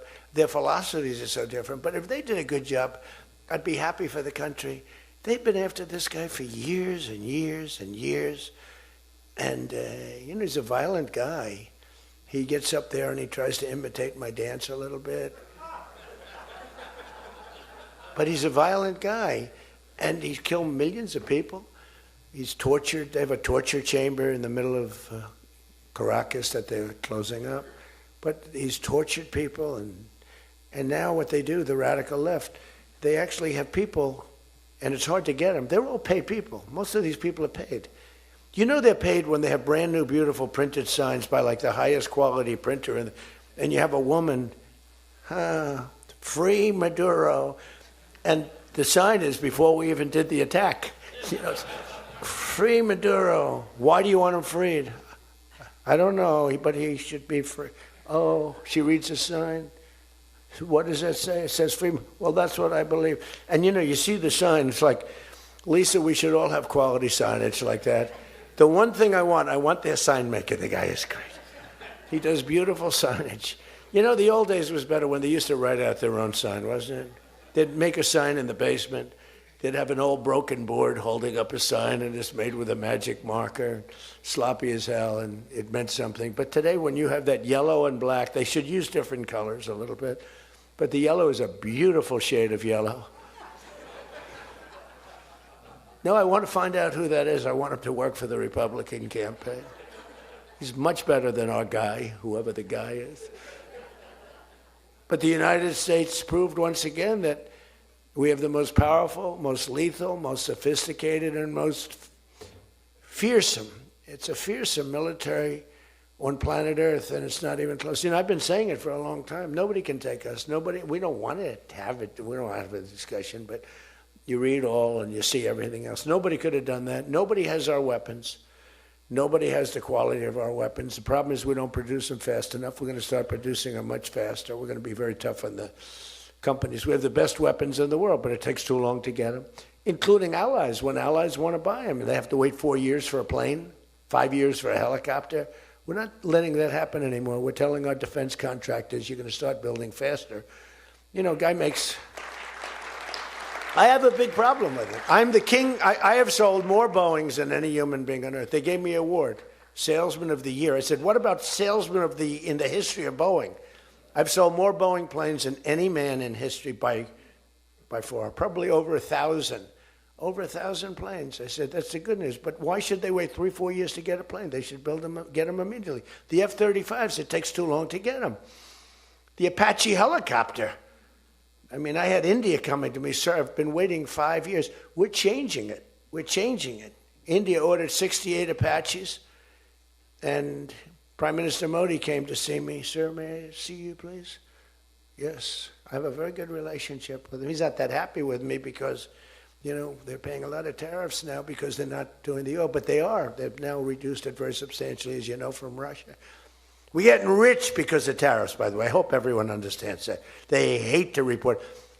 We're going to have over $650 billion poured into our country or coming in shortly because of tariffs. They're finding all of these pockets of money. A couple of weeks ago, sir, we're off by $39 billion. Oh, is that good or bad? Meaning, do we have it or are we short of it? Sir, it's $39 billion that we can't account for. That means we have an extra 39. Yes, sir. I said, well, what are you saying? We just don't know where it came from. I said, check the tariff shelf. Sir, that tariff doesn't start until September. He said, no. It started about a month and a half ago. Check it. Comes back 25 minutes later. Sir, you were right. It came from tariffs. This never happened to us before, where we find plus 39 billion, not million, plus 39 billion. They were missing. We've taken in $650 billion or shortcoming, and that's because I'm being nice. If I want to be, and we have national security because of tariffs. And frankly, we have a big Supreme Court case. I hope they do what's good for our country. I hope they do the right thing. The president has to be able to wheel and deal with tariffs. Now, if you have the right president, it's good. You have the wrong president, if you have the wrong president, nothing's good. Tariffs are the least of your problems. We found that out for 4 years. We had the worst president, did the worst job. They had the worst policy. We have to even run against these people. Now, I won't say cancel the election. They should cancel the election because the fake news will say, he wants the elections canceled. He's a dictator. They always call me a dictator. Nobody's worse than Obama and the people that surrounded Biden. Not Biden. I don't think it was Biden. He didn't know what the hell was going on, okay? The election was rigged. He had no idea what happened. He still doesn't. The auto pen. And by the way, you ought to make a big deal out of the auto pen. The auto pen was your president because most of the things were signed by auto pen. And you're not allowed to do that. I signed very little. Now I just sign everything because it's just so crazy. But, like I had the other day, we elevated a general to 4 stars. I think you should sign that. That's a big deal. A general did a great job, was elevated to 4 stars. And I had the general in, and I signed it in front of him, held it up. You got to sign that. You can't give it to an auto pen. And you can always tell an auto pen. One thing, it has 2 little tiny dots. You know that? 2 little dots. You know what that's from? 2 pins. They go bing, bing. They're wonderful things. But you got to sign it. And the law is you have to sign it. If somebody's, telling the auto pen person, he has to be authorized by the President of the United States. Well, he wasn't. The guy barely knew the President. How many times did you speak to the President, right? He said 2. And they just spoke about the weather. It was like this. But he was never authorized to sign. And I think 95% of the things were signed by auto pen. You can tell because the auto pen is a nice, clean signature, and his signature's a mess. The only thing he signed was, which is nice, was Hunter's pardon. That's the only thing that we can find that he signed. Most of it he didn't sign. So somebody's sending papers to sign, and he wasn't the president. First of all, the election was rigged. You ought to have voter ID. You ought to insist on it. Can you imagine? In California, they not only don't have voter ID, but if an official at the voting booths, which they don't have, by the way, because it's all mail, if an official, a voting official, even asks somebody for voter ID, sir, would like to see your identification. Do you come from our country? They put him in jail for tampering with the election. Okay? We got to straighten this out before it gets too crazy. California is more corrupt than any place. California is more corrupt than Minnesota. And I won Minnesota. Well, Tom's going, I think so. Well, it's close. It can't be proportionately, probably nothing's more corrupt, right? We got to win something. Yeah, right. He says you got to win. I'll tell you what, I did great there 3 times. I was surprised 3 times. Those elections are corrupt. They got you one time too, but I heard a long time ago, but they got you. But they got to straighten those out. But we have to have voter ID. And you know, when you confront a Democrat about voter ID, like in a debate or something, I said it a couple of times with Biden, and they're very embarrassed when they say, we want voter ID, voter identification. The only reason somebody doesn't want that is because they want to cheat. Our elections are crooked as hell. And you can not only win elections over that, and not only win future elections, but you'll win every debate because the public is really angry about it. And you ought to pass the SAFE Act, or whatever you're going to call it. Are we going to SAVE Act or the Save America Act? I think we're going to change the name a little bit. You're going to put that up for a vote? I think everybody in this room certainly should do it. And it's a bad vote for them because they're voting against things like voter ID and other things that are almost equal to voter ID. But when somebody says, no, we don't want voter ID, that means they're crooked. And the public understands it. You win elections with that. But I think it would be really important, Save America Act, if you would put that up for a vote. It's got my total endorsement. And all it is common sense things about the election. And they'll fight it like crazy because they cheat. That's the only way they can win. When you have policy so bad, when you have policy with men and women's sports, and they fight like hell for it. They still are. I saw the other day a person that you know very well, a congressman, was fighting like hell. And, you know, I was out the other day with somebody, and I was with an ex-football player. The guy was massive. His leg was like this. And a young woman who plays flag football, and she's very good, supposedly, as an athlete. She's smaller than this guy's leg, okay? And if they were playing football together, he wouldn't even have to run. He could just keep walking. They couldn't take him down. You know, the guy, he can't even believe it. But there are so many. They had a race, a long-distance race. They had champion men, women, you know, one of those marathon deals. The man finished 5 hours and 14 minutes and 36 seconds sooner. He beat the champion woman by 5 hours. It's so demeaning to women. It's so ridiculous, right? It's so ridiculous. The weightlifting, take a look at the weightlifting records. One record stood for 18 years, and it was broken by 112 pounds. They couldn't get 1/8 of an ounce, you know? They'd put an 1/8 of an ounce on, and she's going to break the record for her mom who's sitting in the front with her father. I'm going to break it. And she's out there. We're adding 1/8 of an ounce to each side. This record has stood, ladies and gentlemen, for 18 years. But she's going to do it. She's looking to get into the Olympics, right? And she gets up, and they put a little tiny thing like this, little thing. And my wife, by the way, my wife hates when I do this. She said, you know, she's a very classy person, right? She said, it's so unpresidential. I said, but I did become president. You know, she hates when I dance. I said, everybody wants me to dance. Darling, it's not presidential. She actually said, could you imagine FDR dancing? She said that to me. And I said, there's a long history that perhaps she doesn't know. Because he was an elegant fellow, even as a Democrat, right? He was the attack by Japan, you know, he was quite elegant. But he wouldn't be doing this. But nor would too many others. But she says, darling, please, the weightlifting is terrible. And I have to say this, the dancing they really like. She said, they don't like it, they're just being nice to you. I said, that's not right. The place goes crazy. They're screaming, dance, please. But the weightlifting, but no, the girl gets up. And you see, I want to be more, but I have somebody watching. I want to be more effusive. I want to really, yeah. But she gets it, and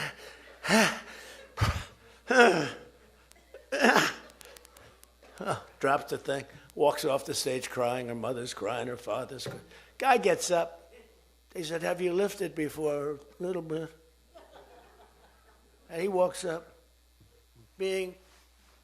He could have gone ding, ding, ding, ding.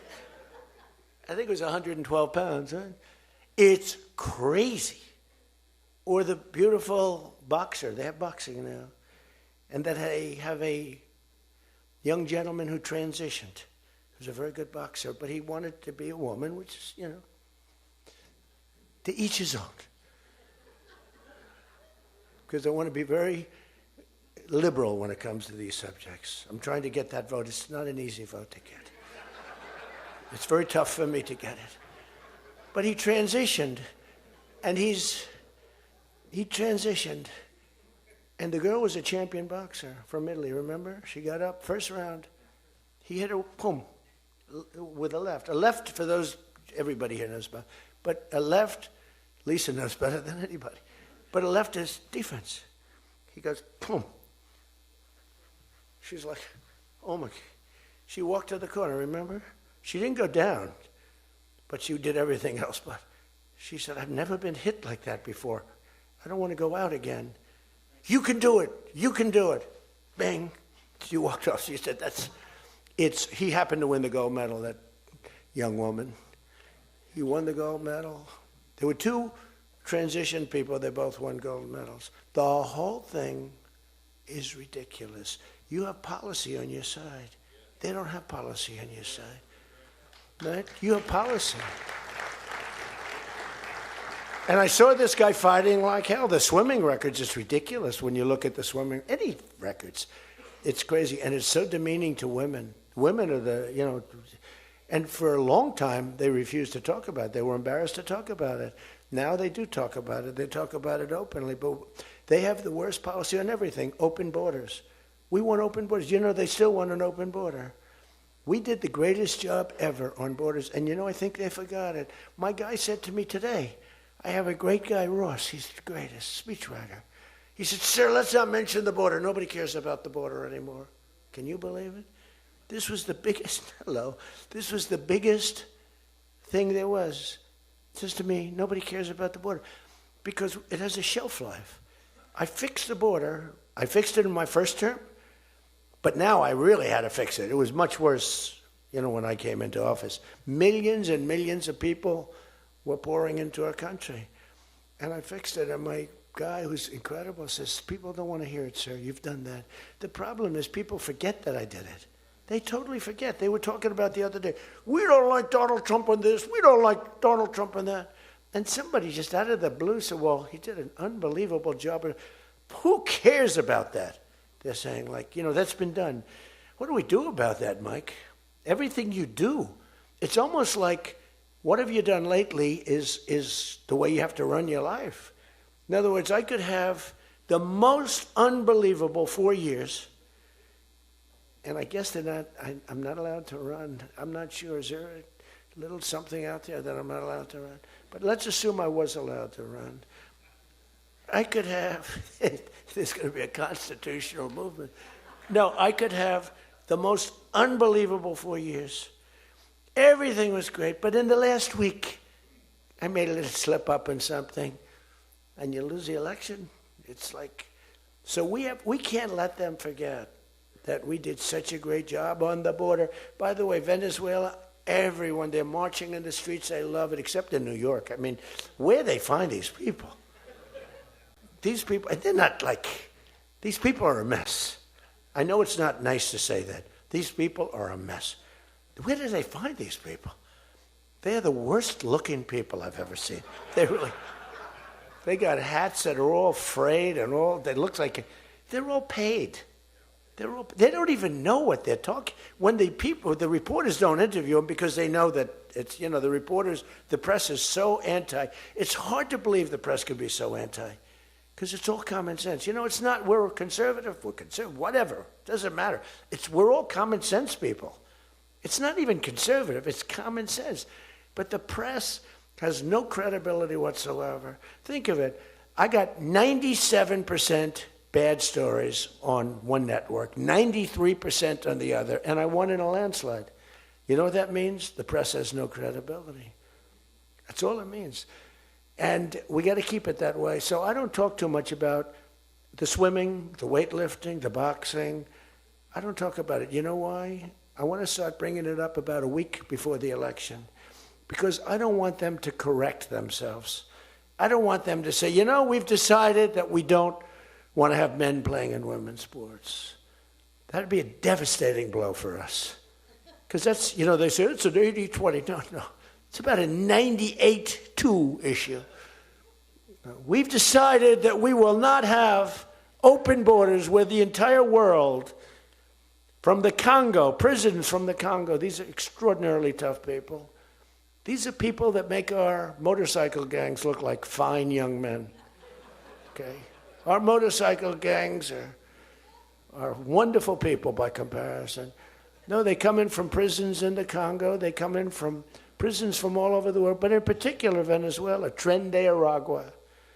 Tren de Aragua comes in, and Tren de Aragua, they say it's the worst gang in the world. It makes our gangs look like little sweethearts. It makes our gangs, you want to take them out to dinner, they're so nice. They cut off the fingers of people. One guy makes a phone call in Colorado. The governor stinks in Colorado. He's no control. So Tren de Aragua, they don't want to do anything about it. So ICE has to go in and take them out because the governor doesn't want to do anything. But they make a phone call. They've taken over my building. The landlord's calling. They took over his building. So the governor doesn't want to do anything. But he calls the police, the guy. They come in. Did you call the police? This is Tren de Aragua. We're talking to the man that owns the building. Did you call the police? Yeah. Boom, they cut off his fingers. If you call him again, the next time your hand comes off. Can you believe it? The guy's walking around, his fingers were cut off. And these are the animals that we're throwing the hell out of here. Washington, D.C. is now the safest city in the country.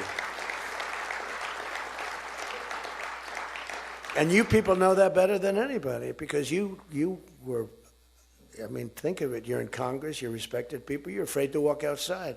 Washington, D.C. Now, we had a terror attack 4 weeks ago, and one person's looking down from heaven, and the other one is actually recuperating and going to make it, I think, but really badly hurt. Really badly hurt. Most positive mother I've ever. No, my son's going to be fine, sir. The mother was telling me that the night of the attack, I went just like I went to you. I spoke to this incredible woman. Sir, everyone's praying for my son. He's going to be fine. The doctors thought she was, just hoping against hope. There was no chance. And 2 weeks ago, he got up and started walking around. It's amazing, actually. So maybe some really bad. It looks like he could be okay. He's going to have pretty bad after effects. But that was a terrorist attack on people that are doing a great job. And it could have been anywhere. But we haven't had a murder. We would have, on average, 2 murders a week in Washington. I don't even like talking about it. Two murders a week in Washington, D.C. We haven't had one in 7 months. People can walk out now. You can walk down with your wife down to the restaurants, which are booming, by the way.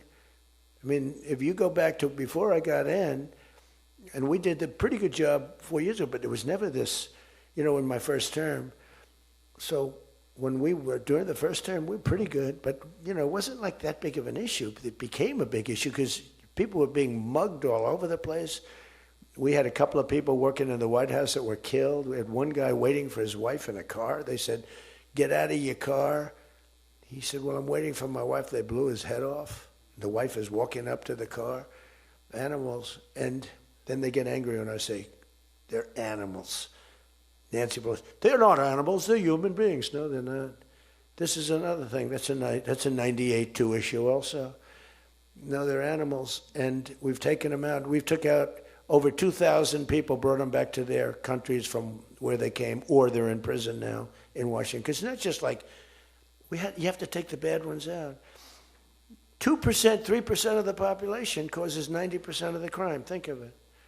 2% of the population in Washington, D.C. causes 90% of the crime. So when you get rid of the 2%, we took out over 2,000 people, got them out of the country or in prison. Some were so bad that we didn't want to send them back to their countries because they'll come back in, even though it's hard now, but they're pretty smart. They're sick, but they're smart. But you're now living in one of the safest cities in the country. It's a great thing. You can walk to the restaurants. Restaurants are booming. New restaurants are open. They were all closing. You wouldn't have had a restaurant. And I don't know about you, but to me, those soldiers standing there look so good. I'm not going to feel safe walking down the street without them. I don't think you would either. Even though, we took out so many criminals, I just feel better. To me, they're beautiful. I look at these soldiers, and you feel safe. You feel safe. I don't think if we took them out, even if the crime wasn't much, it would definitely be more. We did a great job in Chicago. They don't want to talk about it. We, against all this slob of a governor, this stupid slob, who's the family threw him out of the business. It was a dope, and the Pritzker family. But they threw him out of the business. And the mayor, he's a low IQ person, extremely low IQ. We should give everybody, like, these competency tests, right? The cognitive, they call it cognitive. I'm the only president that went for cognitive. I think every president and vice president should be forced to take cognitive exams, mental tests, like, are they intelligent? Wouldn't it be nice? Do you think Walz could pass a cognitive test, as an example? Do you think Kamala could? I don't think Gavin could. He's got a good line of crap, but other than that, he couldn't pass. I mean, here's a guy who didn't want to have water coming down from the Pacific Northwest. Why? They have a little tiny fish, this big, it's a little tiny fish. Not doing well. You know why? No water. They're sending water. It's too much. It's killing the fish, so they cut it off. And then they have 25,000 houses burned down. They don't know why. No, I think, I believe in it. I'm the only one that took a cognitive test. It's the worst. If I don't do a medical exam, because I've had times where I went longer, because I'm busy. If I don't do a medical exam, they say, Trump's not doing an exam. There must be something wrong with him. If I do the exam, they say, why did he do this? Why did he do this part of an exam? He did too much. There's something wrong with him. Do you remember there was a period, Mike, where I had 32 days in a row I did one press conference, 2, 3, sometimes 4. I do them behind the desk. I don't even just do it. I do press conferences. But I do many press conferences. So in 32 days, and then one day, just one day. This is 32 days in a row. Must be some kind of a crazy record. Then one day, do you remember I didn't do one? Because I took Kai, my very brilliant golfer, beautiful young lady who swings the club so beautifully. She's a great scratch golfer and loves playing. Grandpa, would you take me to play golf? So I ran, I play golf in record. I play speed golf. Oh, it's better that way. You know the expression? Miss it quick. No, I play speed golf, but I'm a good golfer. Everybody knows. Anybody that I've beaten in this group. But I love to play golf, but I don't get to play much. But I took off 2 hours, and the press couldn't find me. But they knew I was there because they follow me. And I was getting, are you okay? Guys are calling me up. Some of the guys in this room. Sir, are you okay? Yeah, what's the problem? There's a report, sir, that you're no longer with us. Remember that? No. The report was that I don't want to use the D word. It's such a horrible word. Dead. I don't like that. There's a report, sir, that you're no longer with us. I said, well, I just hit a 280-yard drive. This isn't bad. And, it's one of the, and it took me a couple of weeks to get that one straightened out. The new one is they did a report in the fake news New York Times where I worked this day from early in the morning till late in the evening, but we don't give out a full schedule. It's like who the hell wants to give out a schedule to these people? But it's all work. And this, in particular, this day was brutal. I never got to leave the seat. You couldn't do anything. It was just one after another after another. And this went on from early in the morning till late in the evening. And my people gave out a report. He had lunch they show a report, lunch with somebody, and they did a story. Donald Trump is slowing down. He only had lunch. And then he went back up, and they said, that's malfeasance, whoever did, right? No, it's terrible. I was actually more angry with my people than I was with the New York Times.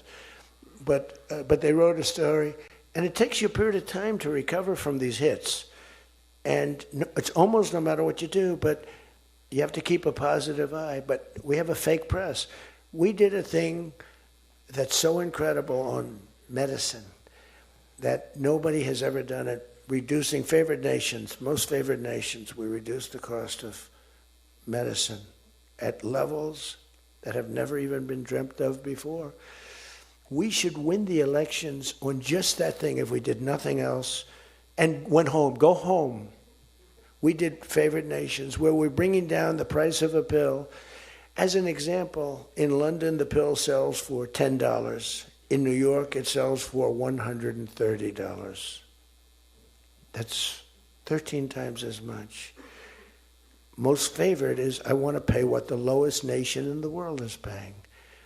Everybody knew about it, but nobody had the guts or the stamina to do it, or the respect from other nations, but I do. And then you also had to get the drug companies. The drug companies were not easy, but they were much easier compared to the other nations. So the other nations used to tell the drug companies, we're not going to pay more. You kept it for years the same price. Everything, we just kept going up, up, up. And finally I had the drug companies, and I said, listen, fellas, you can't do this. Can't do it anymore. I'm not going to let it. We're going to do it, and you're not going to do it. And I did things to them that were brutal, but I really found out it was the nations that were so tough. So when France was told that the pill will go from $10 to $30, it's a big increase, right? But it's not really. And that ours would come down from $12 or $13 down to $30. So theirs would go from 10 to 20 or 30, and ours would go from $13 down to, meaning $130 down to 20 or 30. So it's a huge drop for us. Now, depending on the way you calculate it, it could be thousands of percent down.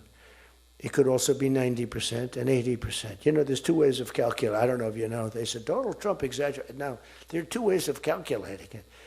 But calculate it at 80, 90%. But the other way is more accurate, like 900%, because that's what it really is. But there are two ways, but use to be generous, 90%. There hasn't been a reduction in 28 years, except for the 1 year where I got it down 1/4%, and I had a news conference. I was so proud of myself. The drug prices, prescription drugs, are going to be down by thousands of points, thousands. On that one item, you should win this election. The New York Times barely wrote about it. The other papers barely wrote about it. Nobody even knows that the drug prices. Now, people will say, you don't mind if I don't read this crazy teleprompter, do you? Because, do you mind? Because I have, it's called standard. But these things are so important because you guys got to get elected. Because if you don't get elected, we have a country that's going to go to hell. So we can't play games. Ladies and gentlemen, the sun will rise tomorrow, and when it rises, we don't need this bullshit. We need to talk about favored nations. And your numbers are coming down at levels that nobody's ever seen. We inherited high prices. We inherited a mess. We inherited the greatest inflation in history. And you know what was knocking it down? The bad economy that we inherited. We inherited bad. We now have the hottest economy in the history of our country. We have $18 trillion being invested in the United States. You have, every one of you have car plants, AI plants, plants of all different types. Because of tariffs. I hope we get the good ruling from the Supreme Court. I only hope we do, because it's given us tremendous national security. So let me just finish up, because I weave. I love to weave. If you ever weave and don't come back to the point, then that's a problem. Then you say, But when you weave and you go here and boom, boom, boom, always coming back, then you're in good shape. But what's happening is by doing what I did, we're getting numbers that are so low. But what did I do to the countries? I said, France, your health care for prescription drugs is going to go up triple. It's going from $10 a pill, just as an example. I called it the fat drug. You could say the fat drug, Ozempic. Ozempic is $80 in London, and it's $1,300 in New York. The fat drug. A friend of mine called me up. He said, what the hell is going on? A very rich guy, but I said, the fat drug doesn't work on you. Why are you even taking it? The drug has failed miserably, but he's a very loud, boisterous. He's not a bad guy, not a great guy. Smart as hell. But he's a very rich guy. This drug, he could have paid millions for it. It wouldn't have mattered. But he said, in London, I'm paying $80. In New York, I'm paying like many times more than that. What the hell is that? That's because of what's happened. Because the nations held us back. So the drug companies, I made a deal with them. You're going to do it? They said, whatever the nations agreed to. The nations were a bigger problem than the drug companies. So I said, you tell me they'll never agree, sir. I said, 100% they will. 100%. They said, sir, the smartest guys, Eli Lilly, Merck, Pfizer, all genius. They're all making numbers you wouldn't believe. The defense contractors are making more. That's why I'm going to say, you're making $45 million a year and you can't produce a frickin' helicopter for 7 years? We're going to talk to them about that. But I said to the France, I called up, as an example, France, just as an example, I like him, he's a nice guy. Emmanuel, you know Emmanuel Macron? I love the French accent. Emmanuel. They said, listen, you're going to have to raise your prices a little bit because we're paying 14 times more than you. That's a lot, right? We're paying numbers. In other words, we're making up for all of this deficit. No, Donald, I will not be able to. Mr. President, please excuse me. Most of the people call me Mr. President, except for people that don't respect me, they call me Donald, which are probably a lot of them too. But they said, no. Putin calls me Mr. President. She calls me Mr. President. Emmanuel goes, no. We will not do that. Yes, you will, Emmanuel, 100%. Because I was told they wouldn't do it. And this is, you can take Emmanuel and add up Hans, you can add up Ludwig, you can add every name in the book. It's all the same. The answer is no. We're not going to double our drug prices. Not for you or anybody else. I said, yes, you are, 100%. We are not going to do it. No, you don't understand. 100%. You're going to do it and you're going to like it. They go, I don't understand. I've told you 5 times, why do you keep saying you're going to do it? Because I'm always right about, Trump is right about everything, right? I said, the hat. Trump is right about it. I have been right about everything. Got to keep it going. Is there wood up here? Hold it. I always like to, just in case. Trump was right about everything. And I said, so you're going to do it, Emmanuel? No, I'm not. I said, okay, here's the story, Emmanuel. If on Monday you haven't agreed to every single thing that we want, I'm putting a 25% tariff on everything coming out of France, including your wines, your champagnes, and everything else. No, you cannot do that. I said, I can do that, and I will do that. Even for national security, I'll do that, but this is for medical security, and 100%. Now, let me explain. The tariff I'm imposing on you is 42 times more expensive than what I'm asking for you in return. So you can either have a 25% tariff added onto you, like I did with China on fentanyl. I put a 20% penalty tax on China, and it's drying up because the tax is far more than they make with fentanyl. But with the other nations, I said, you're going to do it. And you know what he said? You can't do that to me. I said, yes, I can. Don't worry about it. It's not going to be that bad. You just have to explain it to your people, your 39 million people, that, by the way, don't vote by mail. They vote on paper ballots.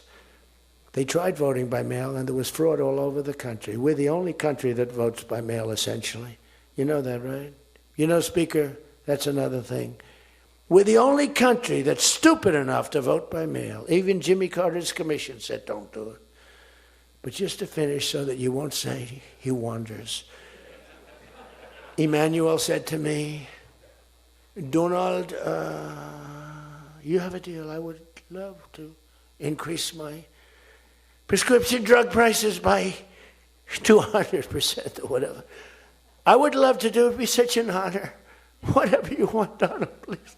Don't tell the population. Please, Donald, I beg you.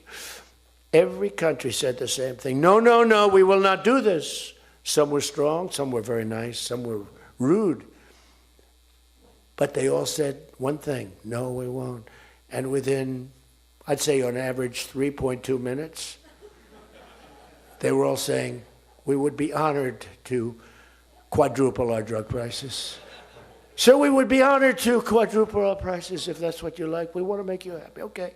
Therefore, I will not charge you a tariff, and you're going to increase your drug prices by 3 times what they were paying 2 days ago, right? And we have now favored nation. You think Biden could do that? I don't think so. Think Biden ever thought of it? Now, everybody's wanted favored nations, but everybody knew it was impossible to get the countries to agree to it because they wouldn't have done. And they've been doing this for 40 years or whatever it is. We were subsidizing the entire world.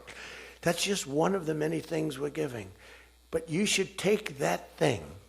That's going to save. Now, that also, when you add that to healthcare, your drug prices are much lower than what you projected. So we're going to reduce healthcare by a lot. One other thing. On healthcare, it's never been our issue. It should be our issue. We had a very nasty vote from a couple of people. I guess Collins, I guess Lisa Murkowski, and I guess a man named John McCain. Remember? Thumbs down. You remember. He said, I'm all for 10 years he campaigned. I don't want to be nasty, but for 10 years he campaigned on Obamacare. We're going to destroy Obamacare. We're not going to do it. And then we're going to terminate it. And then it was a little surprising. We could have had health care, good health care. Obamacare is bad, and the people understand it's bad, and the premiums are horrible. But one thing I've learned a lot about health care. I found health care sort of like not of tremendous interest, but it was very important. And I made it of tremendous interest. So I made a statement a couple of months ago because I saw the numbers. I said, boy, because, I like to see what's going on. That's one of the reasons. By the way, we set an all-time record again today. We have the highest stock market in the history of our country by far, every single month. That's another thing you should camp. They like to demean that. The Democrats, well, that doesn't mean anything. That's just, no. That means jobs, and it means 401ks, because a lot of people have 401ks. And they have, best lawyer in the room, the best, have 401ks, and they have 401ks like, I had a young policeman. I told this story twice, but it was the same thing. This was a recent case. I had a case years ago because I had a great economy. We had the greatest economy in history during my first term. My first term was a tremendous success. But again, nobody wants to talk about that. We rebuilt our military. We did things that nobody could have done. We did a great job. This term is blowing it away. It's blowing every term. There's never been a president that had a year like this, especially a starting year. And we should win based on that too, all things. But the 401k, so there's a policeman, and he comes up, and he was guarding me along with lots of other people. Sir, I want to thank you. What? My wife thinks I am the worst investor in the world. And for the last year, she thinks now I'm Warren Buffett. She said, you're smarter than Warren Buffett. You're a better investor than Mr. Warren Buffett, sir. I said, how's your 401k? It's doubled. It's going up.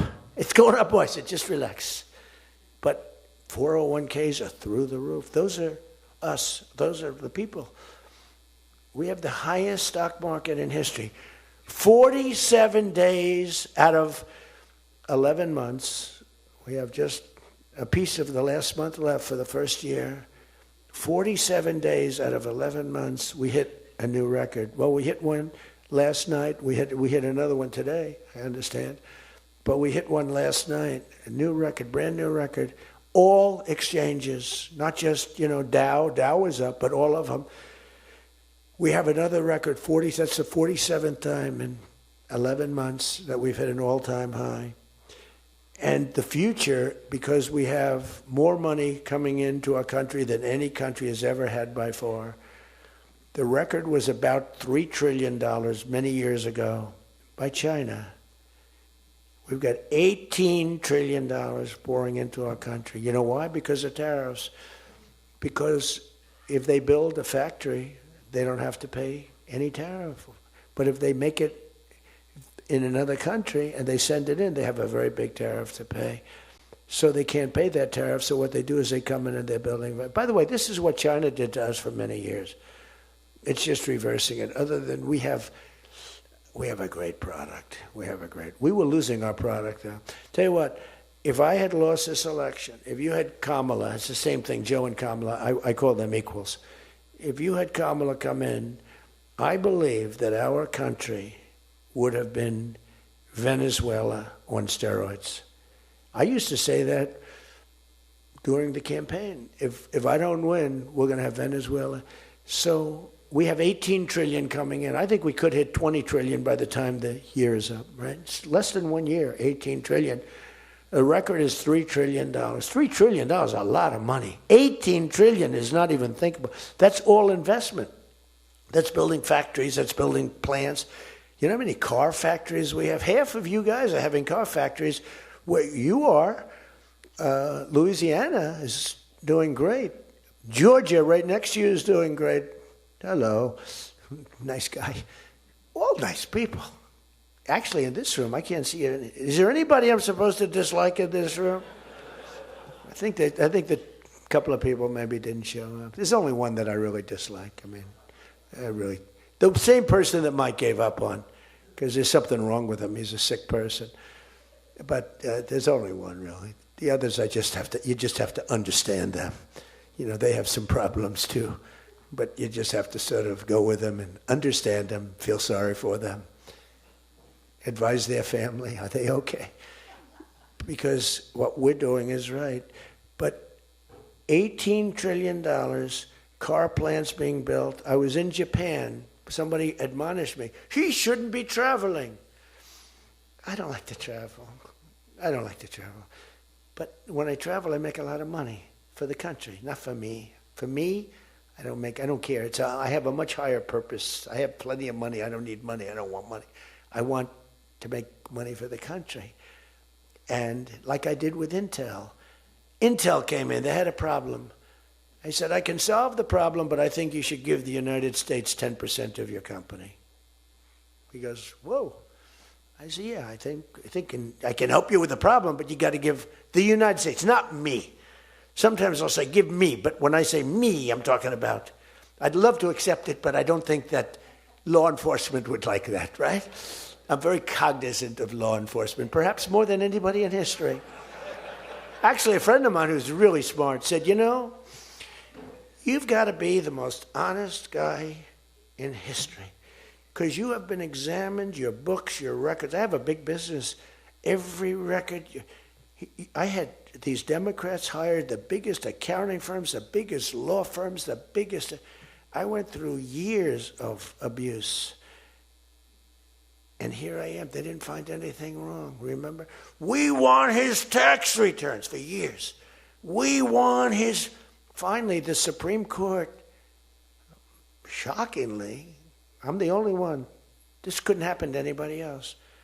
You have to give your tax returns, right? I gave my tax returns. They're from here to here. It's a big business. It's a great business.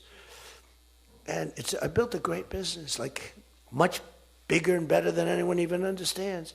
But I gave my tax returns. They go from here to the ceiling practically. They got them. Headline, Trump to give tax returns. Supreme Court ruled I had to give my tax return. Can you believe it? Everyone said, you're not supposed to do that. And by fighting, they think you're trying to hide something. Naturally. I gave my tax returns. That's the last we ever heard. They hired the biggest accounting firm in the world, most powerful lawyers in the world. They spent millions and millions of dollars going over those returns. There hasn't been one story that I did anything wrong. So this friend of mine who's highly sophisticated, rich guy, smart guy, said there's nobody that I know that could have gone through an examination like that and not ended up in prison. Nobody ever had to suffer like I did. Nobody ever did that to anybody else. There was an expression, Andrew Jackson was the most abused president in the history of the United States. You know who second was? This is before me. You know who second was? Abraham Lincoln. But he had a civil war, so we have to give him a pass. But Andrew Jackson was treated horribly. He was a great general and a good president. So bad that his wife died. His wife died. They were horrible. But I just saw a report came out the other day. I blow them away. He never got impeached twice. I got impeached twice on nothing. On a perfect phone call, remember? Perfect phone call. Tim Scott, who's a great guy, great, wonderful guy, South Carolina, straight guy, right? He is a good guy, good person. He's an honest person. He read a transcript. Thank goodness I had a transcript. Essentially, the call was taped because they tape calls. I didn't even know. So was that call taped? Yes, sir. I said, oh, well, bring it down. I don't even know. And we read the transcript. It was perfect. It was so good. I told Ukraine not to cheat. And if you see any cheating, report it to the Attorney General of the United States. That was my call. They said, he was trying to intimidate. All I said is, don't cheat. And we have a signed agreement that Ukraine can't cheat. You know that. It's the only country we have actually signed. They violated the agreement many times, I would tell you. You'll find out. I was right about that too. But nobody's gotten treated. But this guy said to me, for you to have escaped. But the one thing, and I'll just end it, because Jim Jordan back there, world champion wrestler, 128-1. Whatever happened to the one guy? The Russian. He lost to, how dare you lose to a Russian? Do you know the more impressive record for Jim? Because I'm a big sports person. I love sports. Jim went to high school. As in high school, he was considered like the top wrestler. But he was undefeated in high school. Now, what that means is that as a freshman, he was beating seniors. Is that true? Were you actually undefeated? Seriously, were you undefeated in high school? That means as a freshman, he had to beat seniors, Steve. Nobody could, because there's such a difference between a freshman and a senior. To me, that's more impressive than anything. But I'm also impressed with his fight. Now we have to close the deal, Jim. We got to close the deal. Close that deal. I respect. I saw Jim, and the first time I met Jim, I looked at him and I said, tough-looking guy. But I noticed the ears, they were a little rough. They were a little bit of a rough. Some people would say a little cauliflower on that ear. I said, Jim, have you wrestled before? Yes, I did. Where? Was it Ohio State? Something like, he was an All-American at Ohio State. I said, yeah, I could sort of tell. I look at the ears and I can sort of tell. But have you had plastic surgery on your ears, Jim, now? Because they look better now than they did the first time. They've healed over the years. They've healed. Actually, now you're wrestling with probably much tougher people, the radical left lunatics, right? But anyway, so I just want to leave it by this. I want to say that you are great people. We have all of the policy. We have wonderful. Just stay together. We got a few people that make life very difficult. They don't have that. I used to say they don't have a Mitt Romney in their midst. I mean, Mitt Romney was very difficult. You know, he was almost like for them. He was on the Senate side. But we have a couple of people that are really bad. I mean, they're bad, but maybe they'll straighten out. Maybe somebody in the room can sit them down and straighten them out, because what we're doing is the right thing for the country. We're not Republican or Democrat. We're doing the right thing for the country. If you look at what we're trying to solve the health care problem. We're trying to get better health care at a lower price. I mean, that's a good thing, right? And the one thing I learned, and just in concluding, and I said it like a month and a half ago, and it was the number one thing in the country. Even the fake news covered it. They tried to put a negative spin on it, of course. I said, I read a story about insurance companies making a fortune. A fortune. Their stocks were up 1,700%. Who invested recently in a stock that's up 17? And that's because the money that they're getting from Obamacare is massive. And the government generally. That means they're making a fortune. And as soon as that, because I have a natural, I don't want to say it again, but I have a natural business instinct. I do. I've always done things. I've done some things that people said you're crazy and I made a lot of money with. I've done a lot of things that were good. I have an instinct, right? Somebody said, he's got the best political instincts of any politician in 150 years. I said, no, I don't. I really don't believe I do. I think I have good instincts. I have common sense. But they said that it was a very complimentary statement, but I don't believe that's necessarily right. But I do have good policy. I have good common sense. And maybe they wheeled that into instincts. And I did become president, so can't be that bad. And I never did it before. Don't forget, I ran for president. I had a politician telling me very strongly, they said, sir, I've run for office 20 times and I've won 17. And I know what I'm talking about. This was at the very beginning of my first time. I said, well, I've only run once and I won, but I won for president. He said, you got me on that one. He's actually sitting in this room right now, that son of a gun. He knows who I'm talking about. He was giving me a hard time, but he's turned out to be a decent person. Not the best in the room, but a decent person. He's not my favorite in the room, but he's decent. But we have one thing that's really strong. Uh-oh, it's a fake news. Pulitzer Prize, right, Doug? Pulitzer Prize. He got one for the bullet. He had the bullet, but he got how many Pulitzer Prizes? 3 Pulitzer Prizes, and all talented guys. These are great guys. I don't like the people back there as well. These are the ones that take the pictures. Make me look thin for a change, Doug. You're making me look a little bit heavy. I'm not happy about it. But one thing I did see and find out in the last 2 months, when you tell the people that we want the money to be paid to the people so the people can buy their own health insurance and health care, it's like, and I just said it, and I said it because I read a story on the front page of a certain paper that I don't even mention because it's so stupid paper, it's so bad, it's gotten so far off the Wall Street Journal, I don't mention it. I refuse to tell you that it's the Wall Street Journal. They've lost their way. This is not the Wall Street Journal of old. But I read a story on the Wall Street Journal, and it said that the insurance companies are making so much money. They weren't demeaning them or anything, and I guess as an investor, you're happy.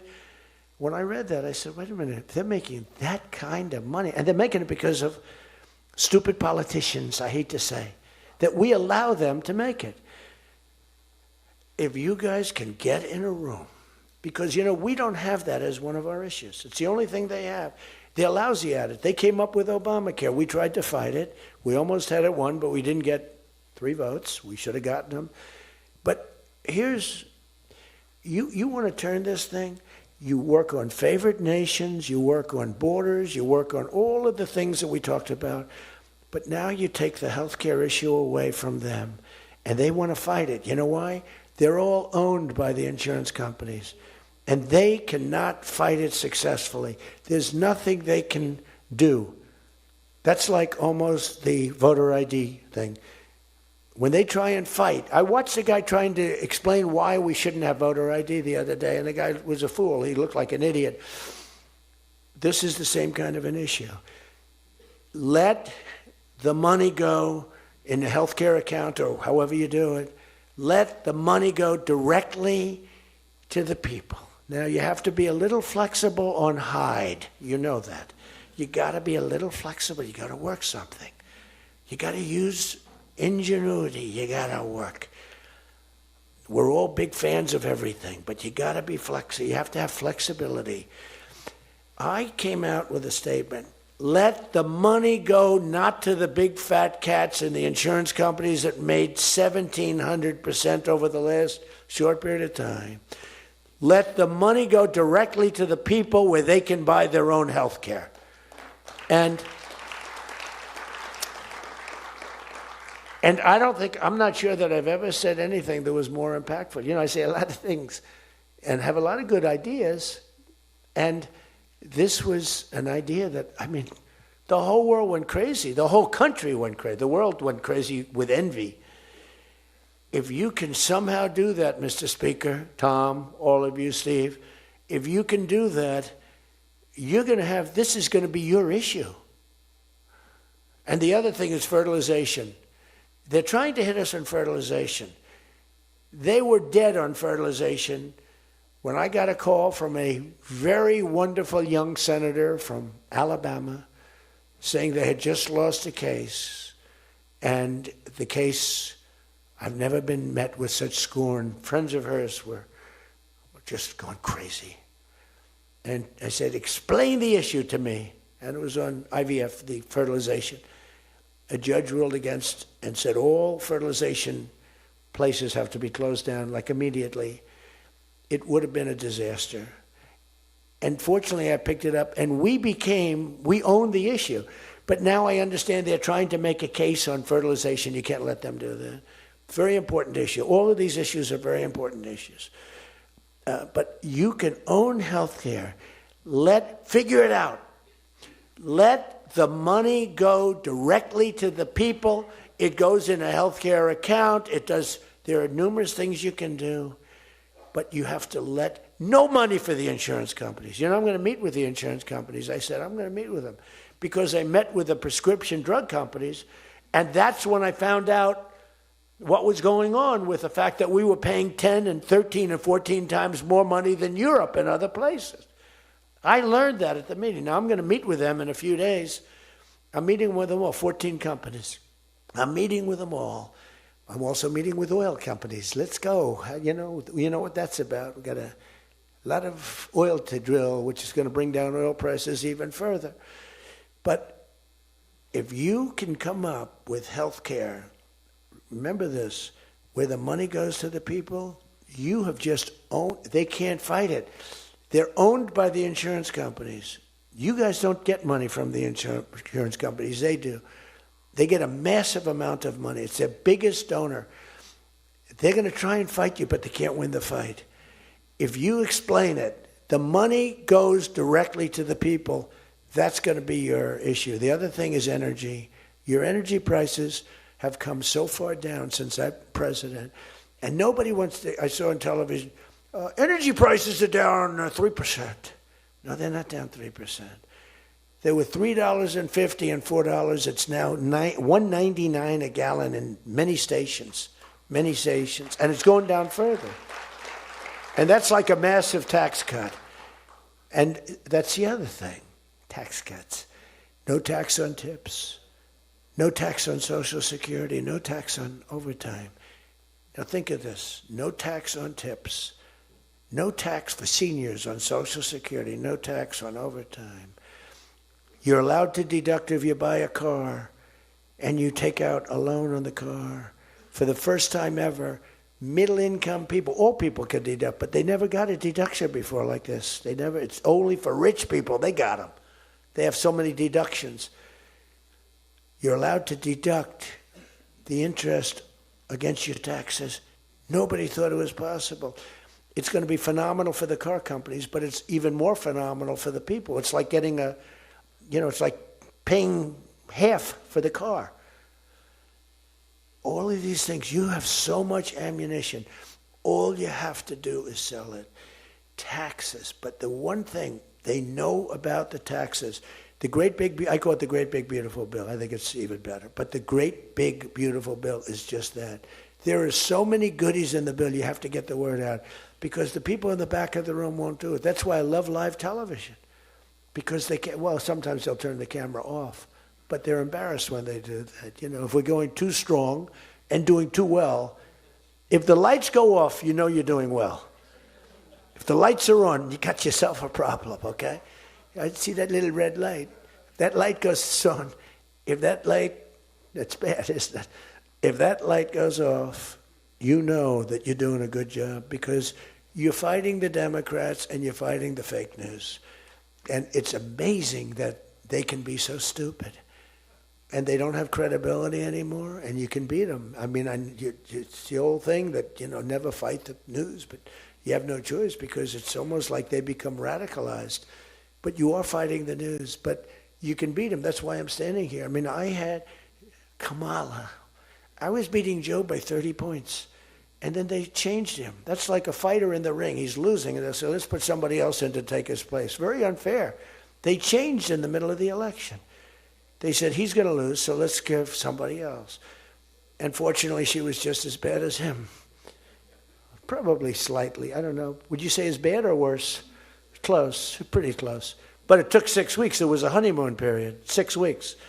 It took 6 weeks to find out that she didn't have what it takes. But you got to win the midterms. Because if we don't win the midterms, it's just going to be, I mean, they'll find a reason to impeach me. I'll get impeached. We don't impeach them. You know why? Because they're meaner than we are. We should have impeached Joe Biden for 100 different things. They are mean and smart. But fortunately for you, they have horrible policy. They can be smart as can be. But when they want open borders, when they want, as I said, men and women's sports, when they want transgender for everyone, bring your kids in, we're going to change the sex of your child. Just send them our way. In some cases, like in Minnesota, they don't even tell the parents. Is that right? And nobody believes it when I say it. I think we have 6 states. Nobody, am I correct? Okay, Tom Emmer said yes, so. But it's true. Where the kid comes back, they keep the kid. They operate on the kid. They don't tell the parents. It's not believable. We have great, solid, common sense policy. They have horrendous policy. What they do is they stick together. They never have a no vote. They impeached me. I never knew I was going to be impeached. I get a phone call, you just got impeached. I said, what does that mean? It took them 10 minutes. They impeached the president of the, who did a damn good job. I rebuilt our military, Space Force, I got everything. I did a lot. They impeached me for nothing, twice, for nothing. Fortunately, you were on our side, and we were unanimous. And the second time, the few people in this little group, like Rice and this, they're all gone. Every one of them is gone, except one that we're going to sort of let ride with him. Some guy that has a state that you might as well just let him ride. But think of it, everyone's gone. Everyone's gone. It makes me feel so good. I don't want to feel vicious, but I'm so happy that everyone. And they're seriously gone, too. They lost in landslides. This guy named Rice, he lost by 48 points. Right? Remember him? Oh, no, there he is. What a job you did, Mr. Fry. Congressman Fry. I looked around for somebody. It's true, this was a good choice. We've made some bad choices, too, because you have to do it. I said, who the hell can run against this guy, Rice? It was a Trump plus 40 district.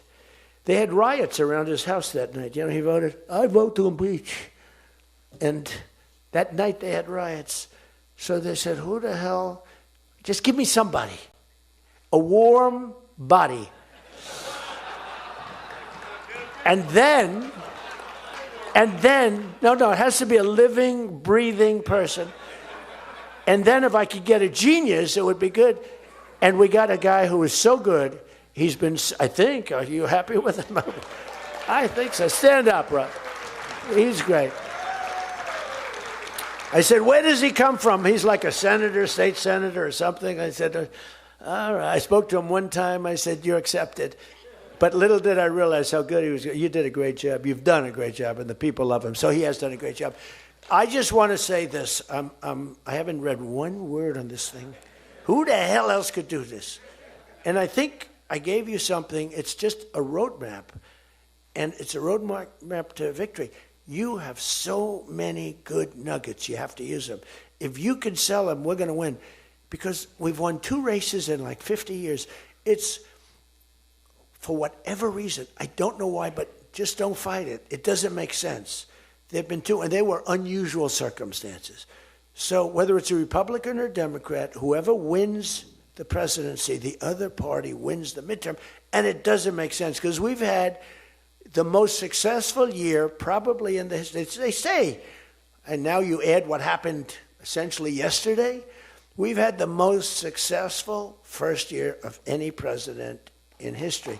And it should be a positive, and make it a positive. So with that, I leave you. I do. And I started by saying I love you all, and I'll end by saying I love you. You're amazing people. What you do for this country is incredible. And thank you all very much. Thank you. Thank you.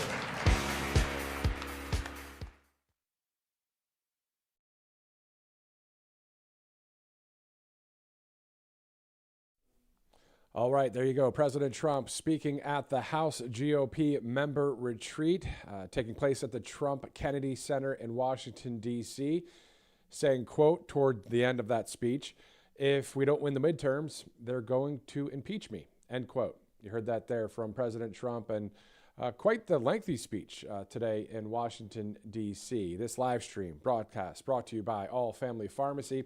All Family Pharmacy is helping change how people access medications by removing many of the barriers found in traditional pharmacies. So instead of waiting weeks for appointments or dealing with insurance complications, customers can order online and have their request reviewed by a licensed physician and receive medications shipped directly to your door. So they offer a wide selection, including antibiotics, antivirals, Tamiflu, ivermectin, hydroxychloroquine, blood pressure medications, methylene blue, NAD+, and more. And this model is especially helpful for people who value convenience and timely access to the medications they need. So if you want an easier way to get your medications, all you have to do is go to allfamilypharmacy.com/RSBN and use that RSBN 10 promo code that you see there on your screen.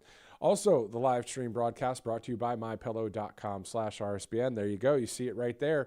mypillow.com/RSBN. The great Mike Lindell running for governor in Minnesota. Of course, that'll be quite the victory if that happens in Minnesota to turn things around in that state. But also go to mypillow.com/RSBN and check out all of the great products from that great company based in Minnesota. If you'd like to donate to Right Side Broadcasting Network, all you have to do is text RSBN to 801-801 or go to rsbnetwork.com/donate as we grow and expand here at Right Side Broadcasting Network. All right, it is 11:37 Tuesday, January 6th, 2026. For all of us here at RSBN, I'm Matthew Alvarez. We'll see you soon.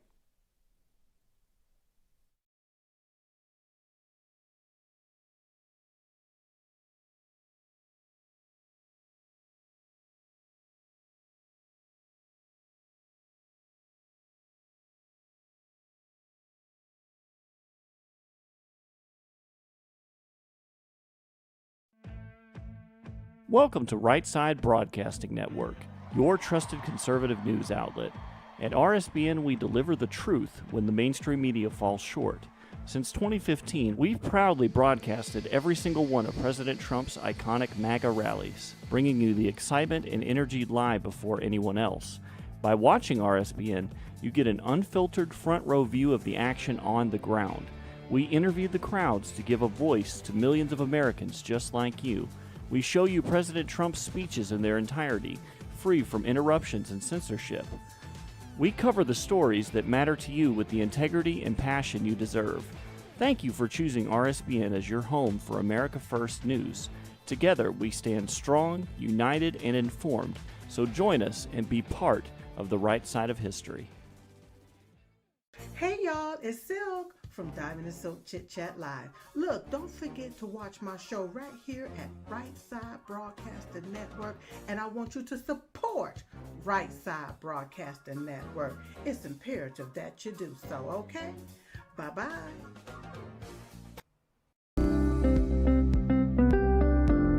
allfamilypharmacy.com/RSBN. You can scan that QR code now, RSBN10. That is the code, easy to remember, for 10% off. This is ivermectin, hydrochloroquine, antibiotics that will save you and yours from bacterial and viral infections, NAD+, and much, much more. 200 essential medications and emergency medical kits, the meds you trust delivered to your door.